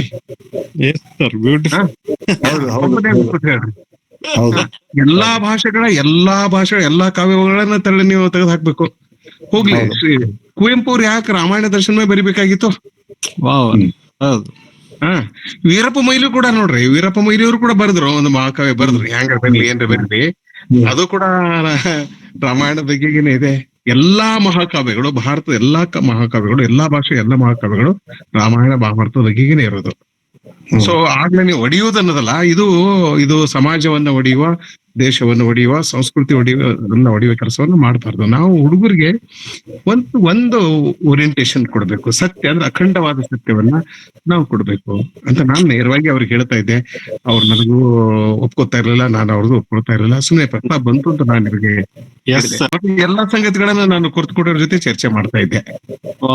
ಈ ಎಲ್ಲಾ ಸಂಗತಿಗಳನ್ನ it's an intellectual debate, we can agree and disagree. ಇದು ಎಲ್ಲ. ಸೊ ಇಂಥ ಸಂಗತಿಗಳು ದಾವಣಕಟ್ಟೆ ಮೇಲೆ ಹೆಚ್ಚು ಚರ್ಚೆ ಆಗ್ಬೇಕು. ಅದನ್ನೇ ನಾವು ವಿರೋಧ ಮಾಡೋದಿಲ್ಲ. ಯಾರು ಬೇಕಾದವರು ಮಾತನಾಡ್ಬೋದು, ಆದ್ರೆ ದೇಶವನ್ನ ಇಟ್ಕೊಂಡು, ಸಮಾಜವನ್ನ ಇಟ್ಕೊಂಡು ನಾವು ಮಾತನಾಡ್ಬೇಕು ಅಷ್ಟೇ. ನಿಜ ಸರ್, ನಿಜ ಸರ್. ಹೌದು ಸರ್. Thank you Nagesh. ಅನೇಕ ಮಾತುಗಳ ಹುಟ್ಟಿಗೆ ಕಾರಣ ಆಯ್ತು ನಿಮ್ಮ ಮಾತುಗಳು. ಹೌದು ಸರ್. Thank you. ಚೆನ್ನಾಗಿ ಮಾತಾಡಿದ್ರಿ, ಬಹಳ ಚೆನ್ನಾಗಿ ಮಾತಾಡಿದ್ರಿ. ನೀವು ಬನ್ನಿ ಮತ್ತೆ ಕಟ್ಟಿಗೆ ಬನ್ನಿ, ಮತ್ತೆ ಮಾತಾಡಿ. ಆಗ್ಲಿ ಸರ್, ಆಗ್ಲಿ ಸರ್. ಮಂಜುನಾಥ್ ಬಹಳ ದಿವಸ ಮಾತಾಡಿಲ್ಲ. ಸರ್ ನಾನು ತುಂಬಾ ದಿನಗಳಿಂದ ಈ ತರದ ಆಕ್ಟಿವಿಟಿಗಳಲ್ಲಿ ಇಲ್ಲ, ಹೊರಗೆ ಉಳಿದು ಬಿಟ್ಟಿದ್ದೇನೆ ಬೇರೆ ಬೇರೆ ಕಾರಣಗಳಿಗಾಗಿ. ಈಗ ಮತ್ತೊಂದ್ಸಲ ಮತ್ತೆ ಸ್ಟಾರ್ಟ್ ಮಾಡ್ಬೇಕು ಅಂತ ಪ್ರಯತ್ನ ಮಾಡ್ತಾ ಇದ್ದೇನೆ ಸರ್. ನೋಡೋಣ ಎಷ್ಟಾಗ್ತದೆ ಅಂತ. ನನ್ನ ಓದಿನ ಮಿತಿಯಲ್ಲಿ ಏನೇನಾಗ್ತದೆ ಅಂತ ಮಾಡೋಕ್ ಪ್ರಯತ್ನ ಮಾಡ್ತಾ ಇದ್ದೇನೆ ಸರ್. ಮಾಡಿ. ಹೊರಗೆ ಉಳಿಬೇಡ್ರಿ, ಎಲ್ಲರ ಕಟ್ಟೆ ಮೇಲೆ ಕೂತ್ಕೊಳ್ಳಿ. ಕಟ್ಟೆಗೆ ಬಾಗಿಲುಗಳೇ ಇಲ್ಲ, ಕಿಟಕಿಗಳೇ ಇಲ್ಲ, ಓಪನ್ ಕಟ್ಟೆ ಇದು. ಯಾರಾದ್ರೂ ಬರ್ಬೋದು, ಕೂತ್ಕೋಬಹುದು, ಮಾತನಾಡ್ಬಹುದು. ನಿಮ್ಮಂತವ್ರು ಅಗತ್ಯವಾಗಿ ಬರ್ಬೇಕು. ಅಲ್ ಸರ್, ನನ್ ಮಿತಿ ಅಂತಾರ ನಾಗೇಶ. ಅಮೂರ್ ಸರ್ ನಡ್ಕೊಂತ ಬಂದು ನಾಗೇಶನ್ ರೂಮಿಗೆ ತಾವು ಮಾಡಿದ್ದು ಸಾಹಿತ್ಯ ಅಕಾಡೆಮಿಗ ಶಾಂತಿರಥ ದೇಸಾಯಿ ಅವ್ರದ್ದು ಓಂ ನಮೋ ಟ್ರಾನ್ಸ್ಲೇಷನ್ ಪ್ರೂಫ್ ರೀಡಿಂಗ್ ಕೊಟ್ಟು ಹೋಗ್ತಿದ್ರು ಸರ್ ನಾಗೇಶ್ಗ. ಈಗ ಪ್ರಜಾವಾಣಿಗ 2 ಆರ್ಟಿಕಲ್ ಬರ್ದಾರ ಗೂಗಲ್ ಟ್ರಾನ್ಸ್ಲೇಷನ್ ಆದ್ಮೇಲೆ ಬಾಳ ಚಂದ ಬಂದವ. ಇವತ್ತಿಷ್ಟು ಮಾತಾಡಿದ್ದು ನನಗೆ ಇಷ್ಟು ಖುಷಿ ಆಗೈತಿ. 20 ವರ್ಷದಿಂದ ನನ್ ಗೊತ್ತಿರೋ ನಾಗೇಶು ಏನ್ ಪಾಂಡವಪುರಕ್ ಹೋಗಿ ಬ್ಯಾರೆ ಅವತಾರ ತಾಳ್ಯಾರ ಚಂದ ಬಂತು ಸರ್. ಆಮೇಲೆ he has the experience of living with all our great gurus. Gireddy sir ಆಗ್ಲಿ, ಅವ್ರದೆಲ್ಲಾ ಆಶೀರ್ವಾದ ಪಡೆದಂತ ನಾಗೇಶ. ಹಿಂಗಾಗಿ ಇವತ್ತದು ಸೀತೆದ್ದು ಮಾತಾಡ್ಬೇಕಾರ ಬಾಳ ಅದು ನನಗ ವಿಶೇಷ ಇದೆ ಇವತ್ತು ಪಾಯಿಂಟ್. ನಾಗೇಶ್ ದೋಣೂರ್ ಸರ್ ಇರ್ಲಿಲ್ಲ ಅಂತ, ಅದನ್ನ ಟೈಮ್ ಇದ್ರ ಅವ್ರ ಟೈಮ್ ಅಕಸ್ಮಾತ್ ಇಫ್ ಟೈಮ್ ಪರ್ಮಿಟ್ಸ್ 1-2 ನಿಮಿಷನ್ಯಾಗ ನೀವ್ ಹೇಳಿದ್ದನ್ ದೋಣೂರ್ ಸರ್ಗೆ ಹೇಳ್ರಿ. ಅದನ್ನ ಬಹಳ ಚಂದ ಬಂತದು. ಅದು ಅದೇ ಐ ಆಮ್ ಯೂಸಿಂಗ್ ಕಲಾಪುರ್ ಸರ್ಸ್ ಇದು ಟರ್ಮಿನಾಲಜಿ, ಸ್ಕೋಪ್ ಫಾರ್ ಇಂಟರ್ಪ್ರಿಟೇಷನ್. ಪಾತ್ರಗಳೆಲ್ಲ ಬರ್ತಾವ. As long as you have scope for interpretation, research ಹೇಳ್ತಿದ್ರು ಸರ್. ಅದಕ್ಕ ಸೀತೆದ್ದೇನು ನೀವು ಹೇಳಿದ್ರಿ, ಅರಮನೆ ಬಿಟ್ಟು ಬಂದಂತಹ ಸೀತೆ ಬಯಸಿದ್ಲು ಅಂತ. It is A superb point. ಹೌದು ಹೌದು ಹೌದು. ಅದನ್ನ ರಿಪೀಟ್ ಮಾಡ್ರಿ ಇನ್ ಕೇಸ್ ಟೈಮ್ ಇದ್ರ ದೋಣೂರ್ ಸರ್ ಸಲಗೆ. ಯಾಕಂದ್ರೆ ದೋಣೂರ್ ಸರ್ ಇದ್ದೆ ಅಂದ್ರು ಮತ್ ಬೇರೆಯವ್ರ ಪ್ರಶ್ನೆ ಕೇಳಂಗಿದ್ರೆ ದಯವಿಟ್ಟು ಬೇರೆಯವ್ರ ಪ್ರಶ್ನೆ ಕೇಳಿ. ಹೌದು ಮಂಜನ.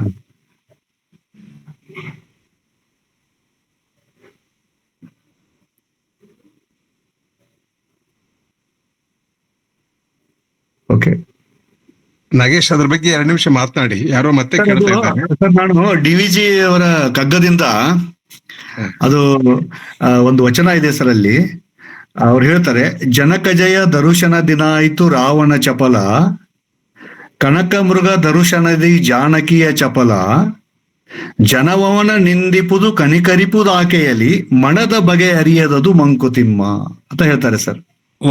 Beautiful beautiful. ಸೊ ಇದು ಅಲ್ಲಿ ಏನಾಗಿದೆ ಅಂದ್ರೆ ಸರ್, ಜನಕಜಯ ದರುಶನ ದಿನ ಆಯ್ತು ರಾವಣ ಚಪಲ. ಜನಕಜಯನ್ನ ನೋಡಿದ ರಾವಣಿಗೆ ಅವಳು ಬೇಕು ಅಂತ ಅನಿಸ್ತು, ಅವಳಿಗೆ ಅವಳು ಬೇಕು ಅಂತ ಅನಿಸ್ತು. ಹಾಗೇನೆ ಸೀತೆ ಕನಕ ಮೃಗ ದರುಶನದೇ ಜಾನಕಿಯ ಚಪಲ, ಕನಕ ಮೃಗ ಅವಳು ನೋಡಿದ್ಲು, ಅವಳಿಗೂ ಬೇಕು ಅಂತ ಅನಿಸ್ತು. ಸೊ ಈ ಇಡೀ ಫೆನಾಮಿನನ್ ಅನ್ನ ನಾವು ಜನಗಳು ಹೇಗೆ ನೋಡ್ತೇವೆ ಅಂದ್ರೆ, ಅವನು ರಾವಣ, ಅವನು ನೀಚ, ಅವಳು ಸೀತೆ ಬೇಕು ಅಂತ ಅವನಿಗೆ ನಾವು ದೂಷಿಸ್ತೇವೆ, ಅವನನ್ನು ಬೈತೇವೆ.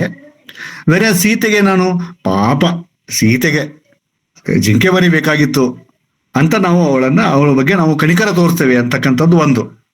ಸೊ ಇದು ಮುಂದುವರೆದ ನಾನು ಕೇಳೋ ಪ್ರಶ್ನೆ ಏನು ಅಂತಂದ್ರೆ, ಈ ರಾಜ್ಯವನ್ನೇ ಬಿಟ್ಟಿದ್ದಾರೆ ರಾಮ, ರಾಜ್ಯಭಾರವನ್ನ ಬಿಟ್ಟು ತಂದೆಯ ಆಜ್ಞೆಯಂತೆ ಕಾಡಿನಲ್ಲಿ ಇದ್ದಾನೆ.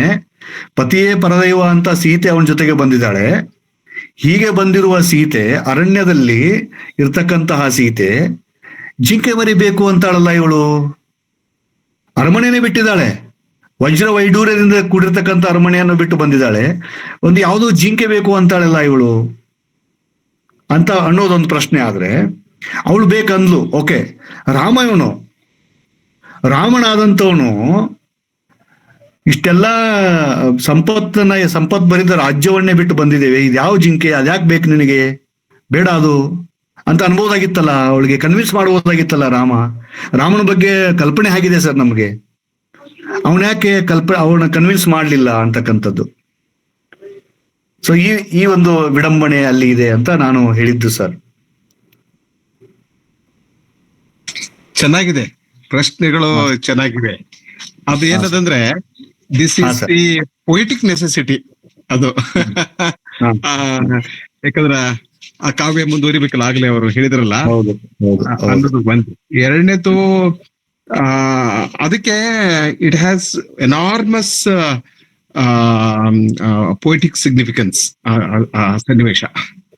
ಮತ್ತು ಅದನ್ನ ಒಂದು ಮೆಟಾಪರವಾಗಿ ಒಂದು ರೂಪವಾಗಿ ನೋಡ್ಬೇಕು. ಒಂದು ರೂಪಕವಾಗಿ ನೋಡಿದಾಗ ಇನ್ನು ಬೇರೆ ಬೇರೆ ಸಂಗತಿಗಳು ಹೊಳಿತವೆ. ಬಟ್ ಈ ಅಬ್ಸರ್ವೇಷನ್ ಚೆನ್ನಾಗಿದೆ, ನಿಮ್ಮ ಅಬ್ಸರ್ವೇಷನ್ ಚೆನ್ನಾಗಿದೆ, ಪ್ರಶ್ನೆಗಳು ಚೆನ್ನಾಗಿದೆ. ಯಾಕೆ ಆಗ್ಬೇಕಾಗಿತ್ತು ಅನ್ನೋದೊಂದು ಪ್ರಶ್ನೆ ಇದೆ. ಹೌದು ಸರ್, ಹೌದು.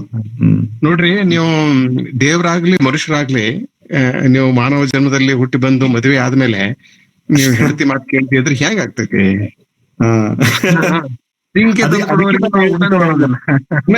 ಆಮೇಲೆ ಇನ್ನೊಂದ್ಸಲ ನಂಗೆ ಥಟ್ ನೆನಪಾಗ್ತಾ ಇರೋದು, ಈ ಮಹಾಭಾರತದ ಯುದ್ಧ ನಡೆದಾಗ ಅರ್ಜುನನಿಗೆ ಉಪದೇಶ ಮಾಡೋಕೆ ಕೃಷ್ಣನ ಹತ್ರ ಟೈಮ್ ಇದೆ, ಮಾತಾಡ್ತಾ ಇದ್ದಾರೆ, ಅವನಿಗೆ ಉಪದೇಶ ಮಾಡ್ತಾ ಭಗವದ್ಗೀತೆ ಹೇಳ್ತಾ ಇದ್ದಾರೆ. ಯುದ್ಧ ನಿಂತಿದೆ ಅನ್ಕೊಳ್ಳಿ, ಯುದ್ಧ ನಿಂತಿರ್ಲೇಬೇಕಲ್ಲ ಉಪದೇಶ ಕೇಳ್ಬೇಕು ಅಂತಂದ್ರೆ. ಬಟ್ ಇಲ್ಲಿ ಅಂತ ಸಿಚುವೇಶನ್ ಇಲ್ಲ, ಜಿಂಕೆ ಓಡ್ತಾ ಇದೆ. ರಾಮ ನಿಂತು ಅವಳಿಗೆ ಬೇಡ ಅಥವಾ ಕನ್ವಿನ್ಸ್ ಮಾಡಿ ಮತ್ತೊಂದೇನೋ ಮಾಡ್ತಕ್ಕ ಆ ಸಿಚುವೇಶನ್ ಇಲ್ಲ, ಓಡ್ತಾ ಇದೆ ಜಿಂಕೆ. ಅವಳು ಬೇಕಂತಿದ್ದಾಳೆ, ಇನ್ನೇನ್ ಮಾಡಕ್ಕಾಗಲ್ಲ. ಪ್ರಾಬ್ಲಿ ಇರ್ಬೋದು ಅಂತ. Correct correct correct. This is a good observation, brilliant observation. Time to stop and speak to her. Time ಇರ್ಲಿಲ್ಲ. ಹೌದು ಹೌದು ಹೌದು, ಹಂಗೂ ಇರ್ಬೋದು. That's quite possible, that's quite possible sir actually. ಹೌದು ಹೌದು ಹೌದು. ಆಗ್ಲಿ, ಮತ್ತೆ ಪ್ರಶ್ನೆ ಇದ್ರ ತೆಗೆದುಕೊಳ್ಳಿ, ಇಲ್ಲ ಅಂದ್ರೆ ಆಗ್ಲೇ 8 ಆಗ್ತಾ ಬಂದಿದೆ ಕಾರ್ಯಕ್ರಮ. ಹೌದು ಹೌದು ಹೌದು ಸರ್.